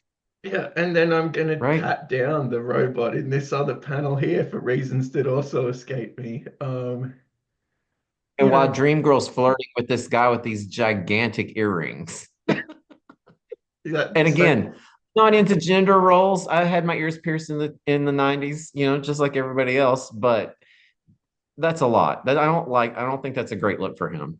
no, and I don't think that's a safe bet if Dream Girl is the person who's flirting with this guy. Let's just put it that way. Like, unless he's got some fetching pirate boots on under that accoutrement. But I just had to flag these sort of pages because it's just like they're fun, but they're taking me out of the story a little bit. But they are really well composed and well drawn and stuff. And you need that And the in. point is to have chaos on the ship, right? And for them to sort of be quasi discovered so that there can be some chaos and a bit of a chase scene. And I completely appreciate that. And like you said, it is fun, but we could have gotten there in a different way. And like I said, I love this story. I'm the one that suggested it. But when I reread it, I was like, I did the way we get to that in these next couple of pages, I was like, come on.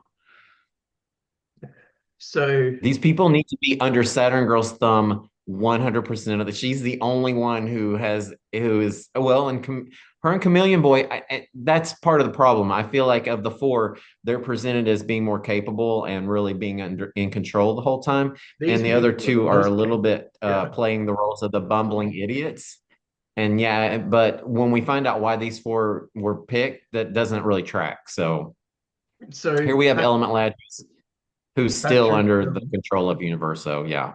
Okay, so they're under control. I think in hindsight, Saturn Girl should have taken a big jug of that mind control water and given it to everyone before they went onto this thing. Because just, they're off their gourds. Element Lad is just watching sport on TV and playing with his plasma ball or whatever it is. Have they they're just him and Siobhan are just they're not their dial isn't set yet for this peculiar sort of thing that's going on, right? They're Yeah, still he's just hanging out at the house in his midriff shirt, as one does. they both have midriff bearing tops, actually. That maybe Brainiac 5 isn't so outrageous with his at least he had a full shirt. I just think it'd be cold, but maybe he keeps his house really warm. But yeah, Element Lad has no idea what's going on, so And he he'll won't probably have beat any himself idea up what's over that going on later. for many, many issues all of the time. So that's nothing new. And this is a pretty good scene, I thought, to be honest. And this really sets up the difference between the two characters, right? How they've been characterized over years of Legion writing and by many different writers, especially Levitz. He's had a really long run at this point.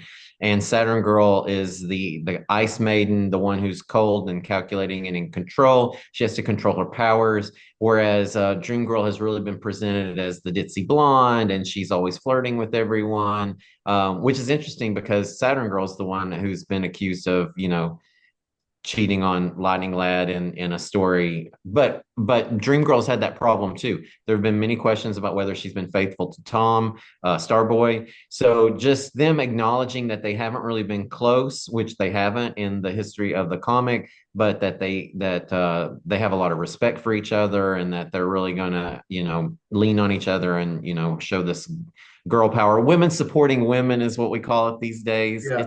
It's a trope. It's a 21st century trope, and it should be.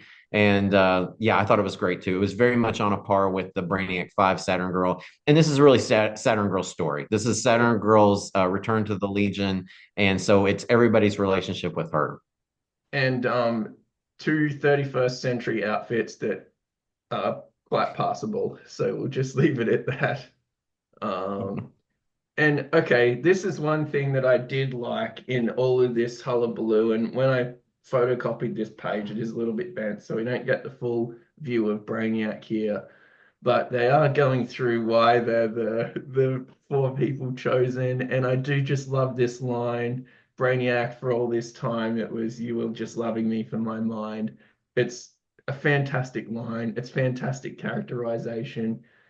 The visuals really sell it as well. It's meant to be playful. It's meant to be a little bit of fun. And obviously Brainiac would think that the obvious link between all of them is because I'm in the group. It's all the most clever people. So it was him that said that. I think Yeah. what I was getting confused was it's Chameleon Boy who finally discovers the link between the four of them, and that was a little annoying to me because again we have the person that's the smartest person in every room. So I feel like it would have made more sense writing wise. Chameleon Boy had plenty to do, right? He turned into the fish. He found the water source.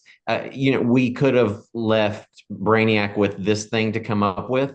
But I did love this. This is very important scene and very telling because, again, as I mentioned before, Dream Girl's intelligence has been downplayed. She's often overlooked, but Brainiac's smart enough to know that she is actually very intelligent. And in fact, she's proven herself over the years to be one of the best scientists in the Legion. If I remember correctly, she's the one that changed Lightning Lass when Lightning Lass joined the Legion. This is a little Silver Age tale for you, since Okay. you probably don't know this. Uh, Lightning Lad was believed to be dead. Lightning Lass joined the Legion dressed as her brothers. They thought he'd come back to life because they're twins. And when he came back, they both had the same powers, which is against the Yeah. rules. And she used Nautorian science to change Lightning Lass's powers to being able to nullify gravity, and she became Light Lass. And so Dream Girl did that all on her own. So she's been consistently underestimated, but then proving people wrong for decades in the Legion. And also, they've had a little bit of a flirtmance going on in the course of this volume. Um, More on Dream Girl's side and making Brainiac blush and feel sort of self-conscious, but he has been known to have a thing for blondes. And spoiler alert, if you ever get there, in one of the future volumes, they actually do have a relationship. A total reboot, not these characters, but obviously same names, sort of quasi same history. But they do have a volume where they kind of get together. So that's Well, something that people I'm who looking get into forward the to Legion can look forward to. I'm looking forward to that. I kind of like the odd couple relationships, to be perfectly frank. And I always thought that Dream Girl was very capable. So we're going to save our what are the four people doing together chat for maybe the end of the entire four episodes, because it does get retconned later on in this volume. And then let's keep going. They're still infiltrating. There's this banter between the groups. Everyone is unsure of how this is going to pan out. Um, and now they're going through passport control with extra half helmets. So if I had some acid to throw in someone's face, like only the jaws would get They swallowed. wouldn't be able to talk. Now, is this Stop someone we him. should know, Patrick? This looks like a Uh, person n- we should know. no, she's just a one-off, I think. And this is a really cool design, this half cape guy with the collar flip. Like this guy up here is pretty cool looking. Also, no one that I recognize, although he is reminiscent of a one-off character that was a Legion reject when Tellus and those people Oh, okay. joined. So Yeah. too long ago. I think he was on a cover, and I can't remember what his name was, but he was just somebody who kind of didn't make it in. And that's not him, but it just reminds me of him because of the Okay. blonde kind of crew cut. So far We've so also good. got a sheet from the United Arab Emirates up there on the right. Oh yeah, yeah. But that's not someone who's joining the Legion, right? And then there's a very short I don't person. know. There's another green person here in the yeah. No, I do like these, and With I elephant, know he's got elephant feet. yeah yeah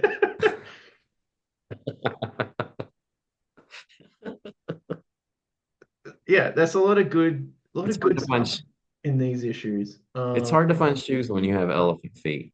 Yeah, he's just gone back. He doesn't have the sick pirate boots.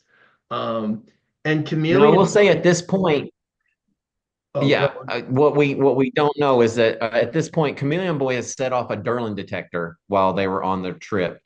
So he's had to turn into a tiny insect to escape detection. That's when all chaos and all hell Okay. broke loose. So while they're trying to get through passport control, we see him as a little fly on the wall in the bottom right hand panel. Okay, so I what I wasn't sure of is they're going through that detector and it says, "Hey, you're a Durlin," or it's that detector just detects Durlins in the general area and it detects them in the general Well, area. on the ship, it was on in the general area, but I think now to get through passport control, he's going to have to get by them again. Okay, maybe I need to get my Durlin certificate for next time I travel international. Um, If you're and Durlin, you need whatever that is clear pass or whatever yeah, yeah. whatever step is up from TSA pre-check. That's what you need. All right. And so this is when the penny drops. Um, I think we missed something just because it wasn't as compelling as what I thought it was. But yeah, there's a whole Oh, hullabaloo. well, they commandeer a ship. It's more chaos to get through passport control. Yeah. They escape the science police once more and commandeer a ship that's immediately shot down. And then they find themselves sort of in the wreckage. And somebody says, that they're outlaws, and that kind of, as you said, the penny drops for Chameleon Boy, and he puts it all together. Yeah. Yeah. And so that's the end. So that's the end of the episode. Now, we did have a few chats that you said you wanted to line up. One of them was like the discussion of the four and their relative character merits. And I think we'll save that to the very, very end. But you mentioned something else that you wanted to maybe touch on. Um, Yeah, well, there are a few times that Brainiac 5 is not used to his full potential, and I just feel like his intellect is ignored. The first time was when they're on Naltor, and Brainiac makes some reference to how they don't know how long they've been imprisoned, and Saturn Girl is surprised that he hasn't thought of the fact that he should have been able to tell from the changes in his body how long it is. For example, how long your fingernails are. Um, which, by the way, I just recently read a Batman, or not a Batman comic, but a comic book that Batman was in, where he uses that exact same line. I just don't think Brainiac would ever miss that. I mean, this is, if he has a question, then he's going to try to come up with an answer for it. And I think even me, with my not 12th level intelligence, if I woke up somewhere and I didn't know how long I had been there, and I wondered how long have I been here, I feel like maybe the brain would start working and figure that out. So I just feel like he's being played a little bit dumber than he would be. Again, the intellectual curiosity, not foreseeing that taking apart a robot in the middle of the dining room would cause attention, and they're also and keeping in mind that they're also undercover. That kind of annoyed me. And then Chameleon Boy, very smart character. Like I get it, but the fact that he's the one that realizes the reason that they've been abducted and who is behind the plot, I again feel like that's a perfect example where we can have the person whose power is that they're super smart be super smart. Like let the character whose primary characteristic is that do that. Now, I know that he's not necessarily seen as a detective all the time, and Chameleon Boy is in charge of the espionage squad. But espionage isn't necessarily being a detective, it's infiltration for me Yeah, more. I mean, he's a yeah. shapeshifter. So I just feel like they gave a lot of his parts to Chameleon Boy, and Brainiac kind of becomes a set piece. And since he's one of my favorite Legionnaires, I didn't like that. I'm So gonna blame it my on the minor drugs. criticism, say, I'm gonna blame it on the drugs. I was able to, he so drank when more he's of the water. just initially, it says somewhere, I don't know if it's in this issue or when she's probing the mind in the first issue of this saga, but I think at some point, Saturn Girl, when she's in Brainiac Five's mind, does say, "Oh, he would have gotten out of this at some point." Just Yes, now that I um, liked. yeah. So that kind of gives him a little bit of credit, but maybe he's not firing on all 12 cylinders due to the mind control drugs, and also maybe all of that blood that was meant to get from his legs to his heart was just pooling under Jockey his new short boot outfit. combo. Yeah. Yeah. I mean, what maybe the reason he picked that outfit was because he was malfunctioning as well. Yeah. So I think Brainiac, it's safe to say he was a little bit off in these issues. A little. But I think they got out of it by saying he would have got out of it anyway. It's just Saturn Girl gave him a nudge. Just to kind of keep that side of his intellect intact, even if it was convenient to let it droop a little bit here. Now, this is truth in advertising as far as the comic cover goes. This is number 35. This is chapter 4 of the Universo project. And this is where Monel and Ultra Boy are going to lay some beat down on our four infiltrators. So, Not on four of them, just oh, on Saturn. yeah, no, I was just trying to not be so misogynistic, but I guess yeah, that's what we're here for in this issue. Ugh. Yeah, Monel's face looks hideously contorted. Yeah, He's very mind controlled. yeah, he's pretty mind controlled. But sometimes to hunt monsters, one must become one. And so our fabulous four are laying the hard word down on one of the locals on who's been on Earth. Is that a science police officer? It is, and Saturn Girl's kind of breaking her rules again by, probing someone's mind. But again, rough times call for rough measures, and so yeah, they've grabbed the science police officer to find out. And this is a convenient time for the author kind of to reveal all, right? Because even the reader at this point doesn't exactly know how Universo is coming to power on Earth. We do know what was going on the prison planet. Yeah. But we have a actual useful flashback, which in comics they're not always useful. A lot of times they're just to catch you up if you missed the previous issue or issues. But this one's actually very helpful because it lets us know what's happened on Earth while we've been gone, and how Universo has gotten to the position that he's obtained. Yeah, another pretty well done issue. Now, when did Mon-El and Ultra Boy get back to Earth? Like, was that last issue somewhere that we didn't cover, or? Yeah, so when they're fighting the Dominion troops, they get caught in Zymer's warp, Oh, and they're warped away. We don't really know where, but then here off panel, we've realized that they were warped somewhere where Universo could kind of take over their minds. So at this point, they're completely mind controlled, whereas before they were just sort of falling for a ruse. So yeah, they got warped away by the Gildish Pan. okay. So yeah, that's where I wasn't quite sure if they were mind controlled and sent away, or they're sent away, they're still under their own volition, but then they recaptured essentially. And yeah. Okay. So that's That was my reading of it.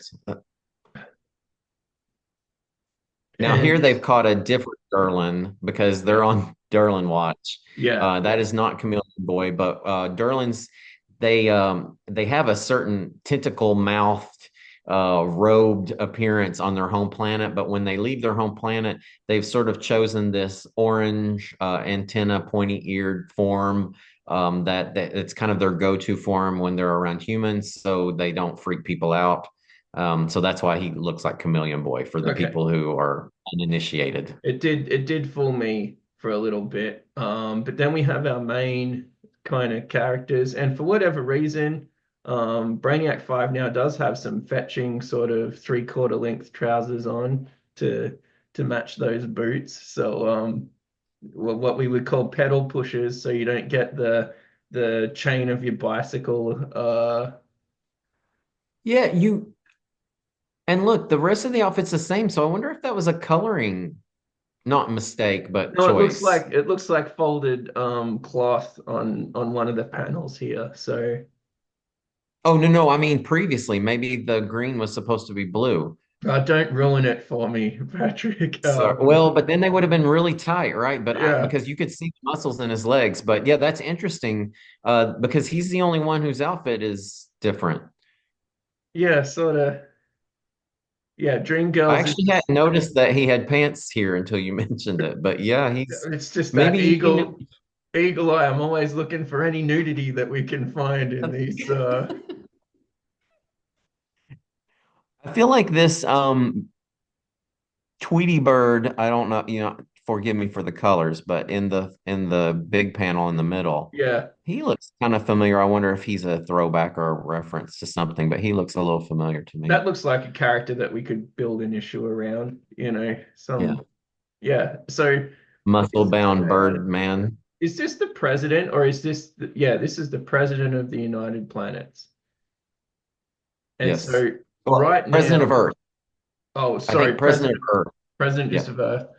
So I'm sorry, but I think what they think is that Universo is this guy, right? Yeah. So Yes. there's a double ruse going on. The big three, Ultra Boy, Block, and Monel were sent away without mind control. Now they're back and under the control of Universo. Our four major heroes have figured out that it's Universo, and they're like, "Oh, we've got a new president of Earth, so it's definitely going to be Universo." And I think that that's what he did last time. I could be wrong because I'm I didn't go back and read the Silver Age tale. Come on, but Okay. I think that may be what he did last time, right? He posed as someone who became president of Earth. Okay. Whereas now he's just a puppet master, but he has a really cool purple marble building, so it's not very hidden. But here's this stuff is worth the price of admission. These middle pages where we have some Legion on Legion battles. Um, Usually it is such a dumb setup to have superhero fights, but this is a superhero fight that works for me. Patrick, does it work? Does it work for you? I don't mind it even when it doesn't work. I love it. I do mind Dream Girl's hair in that one panel. I didn't notice that the first time either, but she definitely just got out of the beauty salon chair there. But no, I actually really love it. And also the way they're able to explain how these four are able to kind of hold their own against a varied and greater power set than their own. They are under mind control. But yeah, I love it. I love to see hero on hero action, and especially within the Legion. We don't get it enough. But yeah, I love these panels. And so basically, then the three of them just try to buy some time for Saturn Girl, right? Like they're just taking the beat down while they run away, trying to figure out what's going on. And then Sun Boy just yelling just is a trope that we need more of. Yeah, just so angry. Just what a weird guy, by the way, Sun Boy. I love him. I love the way Levitz wrote him as being just such a playboy and like Yeah. hitting on anything that moves. That's just so he's a bit like Star Fox, who also is a character that I really, really like. So although I know that he's frowned upon these days, but yeah, it's great. Here we've got Saturn Girl mind blasting all of them. That enables the three to go one way. They escape to one of Brainiac's old labs in Metropolis that he used before becoming a member of the Legion, while Saturn Girl kind of slips away in the other direction to go deep undercover. Yeah, yeah, and I She like needs how to they're find out they're who. they're playing it off. So you would think that Chameleon Boy would infiltrate and try and find Universo, but instead we've got Saturn Girl.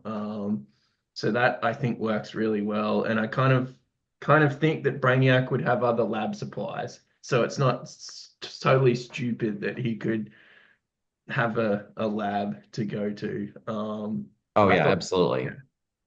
And Universo just definitely has the heavy hitters out to find these people at all costs, right?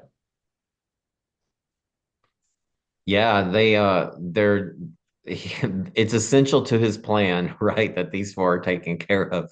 They're definitely flies in the ointment at this point. Another great shot. This has got a lot going on here. This is kind of like done really well, I think. We've got Brainiac getting to his lab. We've got the Earth president kind of like getting put in his place a little bit. It's all action. We've already had the superhero fight, might I add, and then there's still more going on. I think it works. I think it works pretty well. And what is Brainiac trying to do? Or is it just I techno babble? I know they were trying to. At first, I thought they were just trying to hide, but then there were weapons that he could put together to enable them to better fight. I think the Legion. I feel like that was it, right? That Yeah, I can't remember if it's a weapon or if he's waking up an old version of computer or something. no, because Okay. they get the sort of arm guns. Okay. He arms Dream Girl and himself with these guns. I don't think Oh, this is I very can't remember if they Liefeldian. I were can't. Sorry, Patrick. I can't believe I sort of missed this. I thought he needed to get some computer hardware, but he means like Rob Liefeld big gun hardware. And it does look like this is seriously right up 1991 me would have just eaten this up. So good. So they need the weapons to fight the heavy hitter legion of superhero people because they don't have all of the brute force that these lightning lass and Yeah, so Dream on Girl and so. we already know they're after them, so Dream Girl can't prognosticate that. Yeah, And yeah, Brainiac needs to think his way out of this. Chameleon Boy's pretty strong on his own, but we've got a whole legion, literally, of characters that are coming after them. So yeah, we get another great couple of pages of superhero fight. yeah. And they don't realize yet that Saturn Girl slipped away, although we do as readers. Yeah, and And this eventually is a they finally succumb. Yeah, yeah. This is a super two-page spread. It doesn't really do justice on the screen, but you can see Colossal Boy in the background, just like really great. He's just laid out there. Yeah, he took a hard hit. Um, I don't know what sort of insect or spider that is, but it looks pretty brutal. Yeah, just a lot of creativity coming out here. And even though we have all these great character moments, it breathes. It's hot and it's cold. The personal versus the violence. Like another really great masterclass in making a fun looking comic. And I actually really like this Brainiac outfit. I was giving it some grief when it was just the underpants, but it kind of looks pretty cool. It sort of like looks like an old-timey dentist or scientist or doctor coat with the Hmm. looks like it might only have buttons on one sort of. And then flip. Yeah, yeah, Yeah. I see that. Yeah, yeah, and the blue goes well. I mean, I love his normal color scheme, but yeah, the blue looks good. We've got Dawnstar, who's actually reduced to the role of like nurse, which is different for that character. She's not known to be Oh the yeah. most caring, Yeah. but she's ministering to Colossal Boy. Yeah, just pretty Dawnstar just is really at the last of the non-Baxter issues that were concurrent with the Baxter issues. has some horrendous stuff with Dawnstar. Just I find it hard to take seriously because I can track people across the entire cosmos, but once I find the planet that they're in, I'm useless.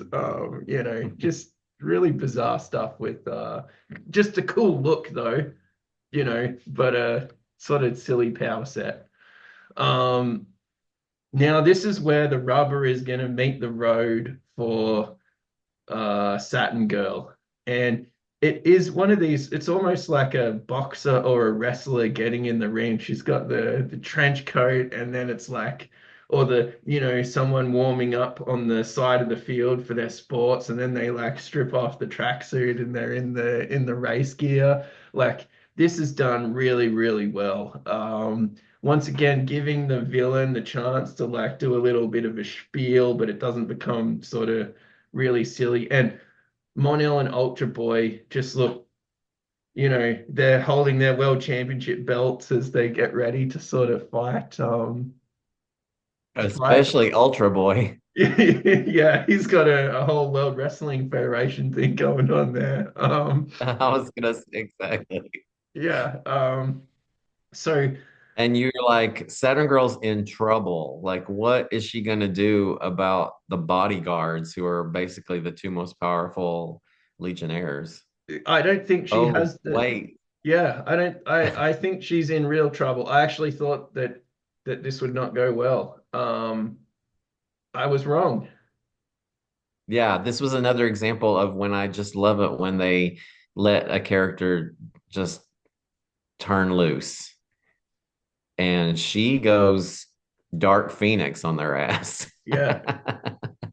Only mentally. She doesn't have of course, the energy manipulation powers that Jean Grey had, but she really just takes care of it, takes care of So business, shuts down their minds, and she's done. what I was thinking, Patrick, is she would have to concentrate on obliterating Universo's mind while these two like beat the shit out of her, for want of a better word. But it seems like she was just like, no, I'm gonna do it like I would on a video game. I'm gonna beat the assistants, and then I'm gonna take on the main boss. The big boss. Yeah. Yeah, and this is Now, it would great. have been maybe cool if they had had space to do the whole inner mind Oh, that panels is a that again is a with real these. missed trick we could have got because these are 27 pages. I'm sure Greg Larocque would have loved someone to take one or two off his hands,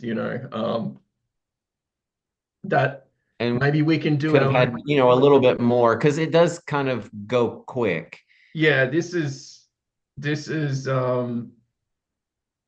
more, we're skipping or we're just having more big shots, I suppose. But yeah, great, great. The sort of you lose the detail when you go into the cartooning, but it really gives them the fact that now they're like basically totally eviscerated as far as their willpower. I mean, they've lost all the definition in their costumes, even. They're kind of very much muted. Um, and then once she turns the power off, they kind of reestablish their primary colors. Just really good sort of choices here from the people doing it. You know how It's much I love Monel, so if I like somebody just dispatching him with ease, I'm a huge Saturn Girl fan. But Yeah, yeah, I really love this. This is honestly the reason I recommended this in my mind in terms of remembering what happened. It's kind of hard to remember a lot of the details, but I like that. I remembered the espionage, I remembered the prison camp, and I definitely remembered the fact that Saturn Girl kind of took these two out. yeah, But in my memory, I think it was maybe a little bit more uh, maybe expanded on. It didn't yeah. happen so No, quickly. I actually thought that they would need some. I didn't. I don't mean that Saturn Girl would need rescuing. I thought that the other two would have to come, or the other three would have to come and sort of Show brawl. up. Yeah, yeah. Well, and Yeah, that often happens, right? It's like when all is lost, the character you've forgotten about pops back up, right? So, yeah, or maybe Element Lad would have broken his, or maybe like Dream Girl has freed one of the other Legionnaires and they come, some kind of twist. But no, they just let Saturn Girl just go straight to it. But yeah, I just remember I thought it maybe was more pages, but I also think that I may have been conflating other stories because I also feel like let me ask you, because you've read this relatively recently, but does Saturn Girl also sort of demonstrate a really higher power level in the Time Trapper Yeah. secret mission? I think, Well, I mean, she does get everyone comes out the worse and the time trapper climax. But during the time trapper saga, she really seems to have grown, like, and the espionage saga and so on and so forth, the longer-ish stories that will follow this, she does seem to be more serious, like a less Sue Reed and more Black Widow. Like we're playing for keeps. You know, when you play marbles, mm, like you can play marbles and you can give them back at the end, or you can play marbles and they go into your little collection. Like she's not giving back anything once she wins something. she's gone full mama bear at this Yeah, point. yeah, yeah. And to me that gives a nice contrast of we're getting way off topic, but what's her husband's name? I'm just blanking on the Lightning Lad. yeah. It it shakes up that stereotype really, really well. Because she's the badass person. She's the one who's doing all the superheroing and so on, and she's the one who is keeping this espionage team, like the team within a team, um, Mm, the shades of grey sort of stuff. So I think she comes out of this like already a great character, as you know, and even more depth and facets to her. So I can't they really did Saturn Girl a service in this Baxter series. And here's got to be one of the best. This would have been a joyous thing to draw as well. I think this top panel here and the last panel.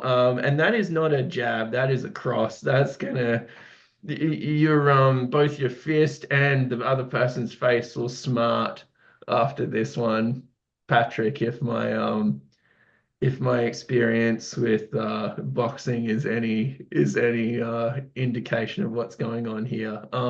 Just this what is a what we great, wanted to see in the Avengers yeah, what a with our great moment. Potomac. We got the so Patrick, in this we got the payoff. In the Avengers, we're Yeah. kind of getting all set up, and the payoff is a damp squib. Here, we're getting a setup, we're getting characterization. Someone has looked outside their little comic book bubble and gone, oh, we can do things a bit more complicated. The audience will go with us. The audience is growing up with us. Um, Also, we can just still do some fighting because we want that as well. But this is like a great synthesis of all of the things that is great as we're starting to expand what comics can be in the 80s.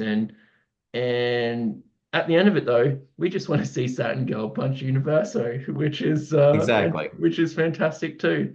Um, and I didn't do the big sort of setup where all the Legion are kind of congratulating each other. And though Saturn Girl soon changes her outfit, I think. Um, but we really get a focus. She wasn't a member at this time, and I keep forgetting as we read this series, Patrick, that you meant keep mentioning, oh yeah, she retired or didn't retire or was a reserve member Yeah. with Lightning Lad for the longest time. And even in some of the annuals, they're doing their own little thing with their Mhm. son getting cat kidnapped or whatever. But they're not part of the mainstream team. And yet she just really takes the spotlight here and I don't think she relinquishes that spotlight really until the ever. She's going to be a Yeah, big she comes part. back. She says the only thing she wants is to return to active duty. And that's what she does. And Lightning Lad, at least here, doesn't follow, right? He's going to stay at home and be a stay-at-home dad. And she's going back into the family business. Yeah, Patrick, really great series. This is 4 issues. It's actually got 5 extra pages in each issue. They're not extra. It's just the type of book that DC was making means that across 4 issues, we got an extra 20 pages. So this is really 5 sort of normal issue lengths. I read an annual with you the other day, and it was 40 pages and went like a dream. And we've read some comics together for this channel that were 20 pages and seemed like they went for an eternity. I can't give this a high enough recommendation. In some parts, the art gets a little bit skew-if, but I can give someone some grace for doing all those pages. And the art is very good. And as you can see on this page, the characters all look fantastic. This has got to be uh, just the epitome of just exactly what this channel is about, finding these things that are buried within a big run. And I don't even know that this is collected in a trade paperback by itself. But Patrick, this is like burnished. This is just a This is really great burnished saga. bronze for sure. Yeah. Uh, Um, where does this rate in your top 5 sort of Legion stories, firstly? Oh, yeah, it'd be right up there. I mean, like I said, it's hard for me to differentiate the Baxter stories just Yeah, because I just love the whole run. And it is that's one of very the things that I mythological. really like. Yeah, that's exactly what I was just going to say. One of the things from around the time of Great Darkness through the Magic Wars, one of the things that's so great is Levitz keeps so many B plots and background stories going that then eventually come to fruition. So it's more like one long tale, one long novel, you know. And yes, the Universo project is a standout story within that, but it all kind of a little bit runs together. I mean, there are definitely others. I love the Who is Censor Girl mystery, and the return of the Emerald Empress and the role Yeah. that she plays in that. The Magic Wars itself, I haven't read that in a long time because it's so depressing for me to see this version of the Legion kind of end. But I remember it being great. I love the Time Trapper story. Like I said, I kind of conflated those two, I think, because Saturn Girl was in both of Oh, them. and But KG comes back for that issue. The climax of Time Trapper has the main man Keith Giffen. Yeah, so maybe we'll just well, cover at that as first I was well. like, oh, I think you mean DD, Duo Damsel, also returns in the same sort of way Yeah. that Saturn Girl returns in this one. Another one where we have a very long time Legionnaire who's sort of been on the sidelines teaching at the academy, and now she's kind of forced to return to full duty status. But yeah, it's hard for me to really rank them. I love them all so much, and I have to say though there are storylines from other volumes and other reboots that I liked as well. But this is definitely the time of the Legion that I prefer. If I could have anything, this is the time that we would return to in our time bubble, as it Okay. were. Yeah. Yeah. So I agree with you. The highs are really high in this. The first 25 issues, I really have no complaints over. And as it goes on, we start to get a dissolving of the Legion, which will become even more apparent, I think, in the 5 years later era. It takes a different complexion. Mhm. My favorites right now is I've read up to 5 years later, and I must say that I really like that immediate post Great Darkness saga is probably a real highlight for me. And I think it is because those issues are 22 pages and they're just really packing shit in there. I think the highs of the Baxter series are maybe higher than the highs of that other series, but because we get a little bit of decompression and a little bit of wishy-washiness, especially after maybe after issue 40 or so, it doesn't become a lull for me. It just becomes like, oh, I can't wait for the next big sort of event to kick off. Um, but these are Well, just and knowing you, I know you love set pieces, right? And you yeah, like the characterization and the interaction of the characters when they're out of costume, when they're in the clubhouse, and you get tons of that from Levitz in this run. Before pre-Baxter, during Baxter. I Yeah, mean, that's a big part of the Legion, of his Legion. It's a big part of the Legion in general, but he was able to identify that that was really a big part of what the fans were keying in on and brought it even more to the forefront. And you're right, it doesn't feel like because we're not chasing a villain or beating Universo in the face on 20 panels that a lot is happening and we're getting yeah, a lot from it, and that these are real fleshed out characters who have long histories with each other, who are interacting on an individual basis. And it's like a space opera, right? I mean, yeah. that's why we came. Um, and things that I thought were dumb in other comics, such as the Legion Academy, should be used more. I'm not sure if it's used more in my future, like when we It, get back into it. But I felt that was a little bit of a mistrick because I really like those characters, and maybe we'll get into the some Academy members in a few podcasts time. Patrick, just right on the button of what you were talking about with Levitz, is Saturn Girl the most Marvel of the DCU women? oh, um, Because wow. Dream Girl is a little bit one note and she does have hidden depths, but because that one note is so monotonous over an entirety of maybe 60, 70 issues that I've read, her ups and downs are obscured more. Whereas because Saturn Girl is shown as being like the wife and the mother and the Sue Storm or whatever of or Sue Richards rather or of the team, the fact that she gets out of that rut sort of shakes it up a bit more and it's more palpable to me at least. And I've been reading these relatively quickly. Like I said, once I read that first miniseries, I got the whole Uva in like a year and a half. And I'm just sort of reading through it now. So maybe it means more to me because I didn't get that gradually. I got that in the compressed space of, you know, Right in the veins. yeah. Um, yeah, I mean, that's a really good point. And I was trying to rack my brain. Now, Legion wise, you just said DC character, period. Legion wise, I think for sure. And then I was trying to think of just other DC characters that might, obviously the main DC character in terms of women is Wonder Woman, but Wonder Woman isn't that marvelized in No, my, so and I maybe more so find now.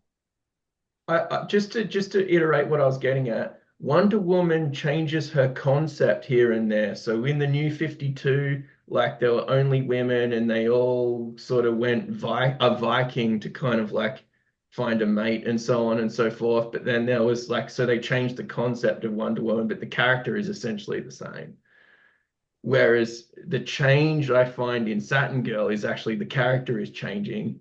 The concept is She's stable, like the growing con like a real life person does, yeah. right? She's going Yes. through different. That was another thing that actually Levitz and probably other writers too, but really brought to the Legion is that these characters are growing and changing in ways that real life characters do. Now, even Dream Girl, I agree. I can see how she's somewhat one note, but she grow, especially in the Baxter series. I mean, besides sort of overcoming this lack of, Shrinking Violet's another good example. Oh I, yeah. I didn't finish my point, but Shrinking Violet, I think you've read these.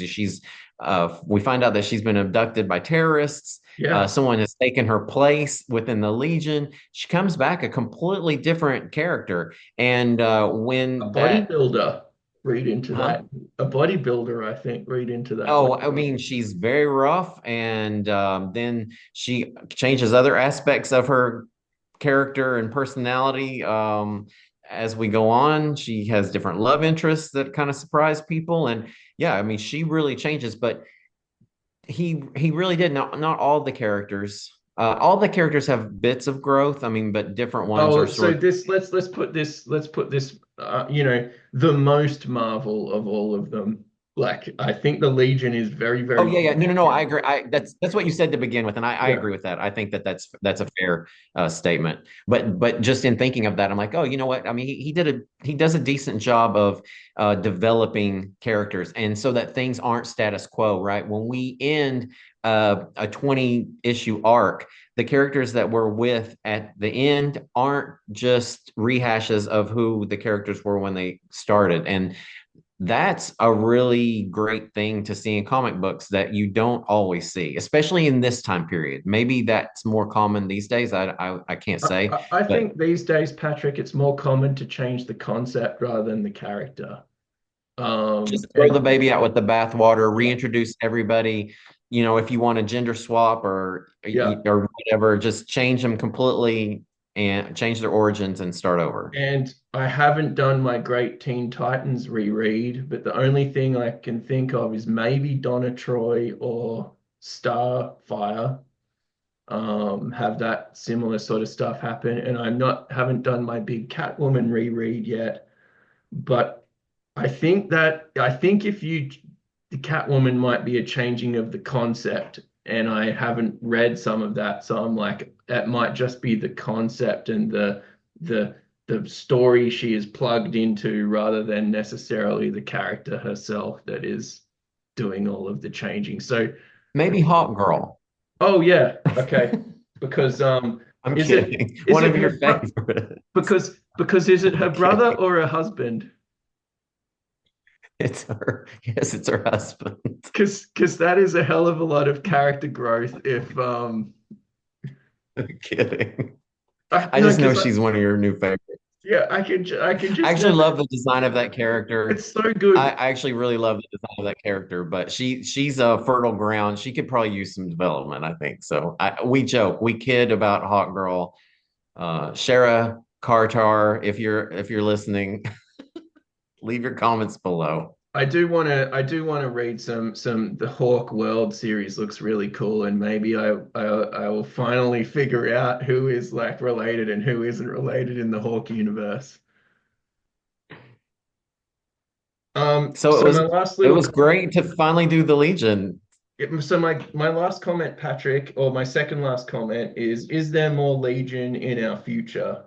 Oh, I mean, there has to be, right? Okay. I mean, I'm not that pushy about it because I've really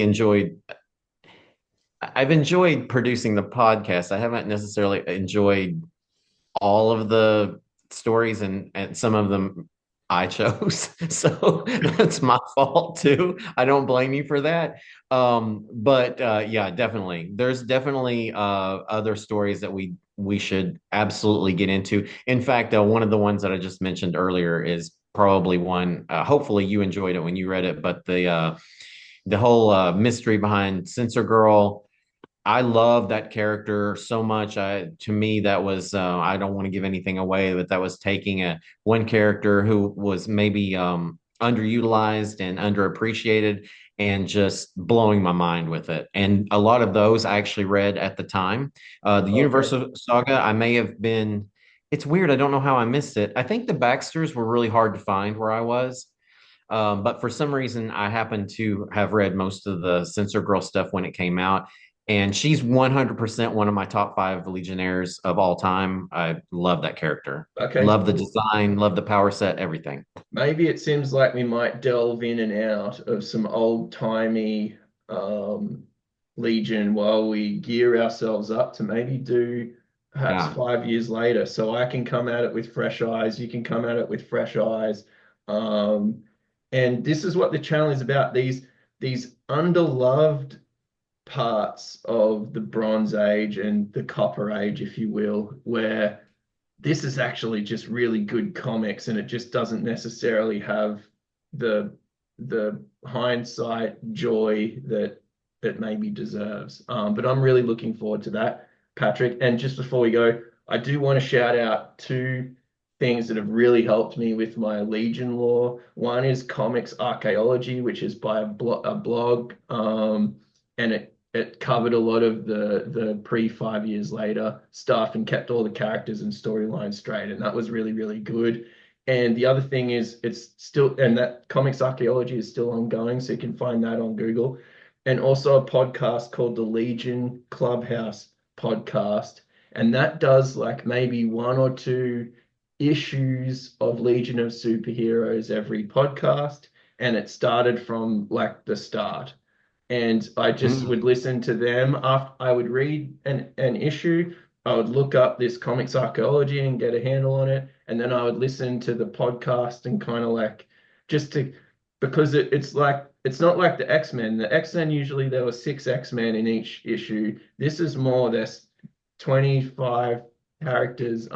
It was very hard to keep people's like code name and their I'm still not very good on their actual names. And so, yeah, just like, I mean, I think I showed you one of those blogs, and that it's very well done. Oh, and So, they were I can vouch for the legitimacy, even though I don't follow because especially in the list of Legionnaires, I was like, oh yeah, their top Legionnaires were 100% dead on. As a long yeah. time reader and fan, I definitely could tell that they had done their homework. So much respect. And I'm actually looking forward to 5 years later. I've only read it once, to be honest. It's something that before we even started this, I had told myself based on some things I had read online that I think I needed to reread it.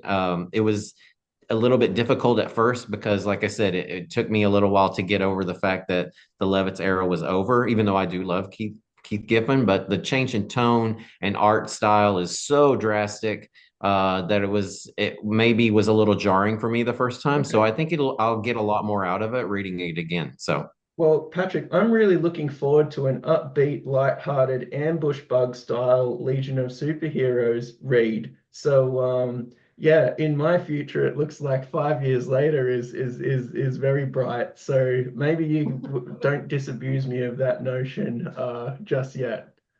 And you can like, follow, subscribe, and we'll have more Legion and other content very, very shortly. Thanks for tuning in.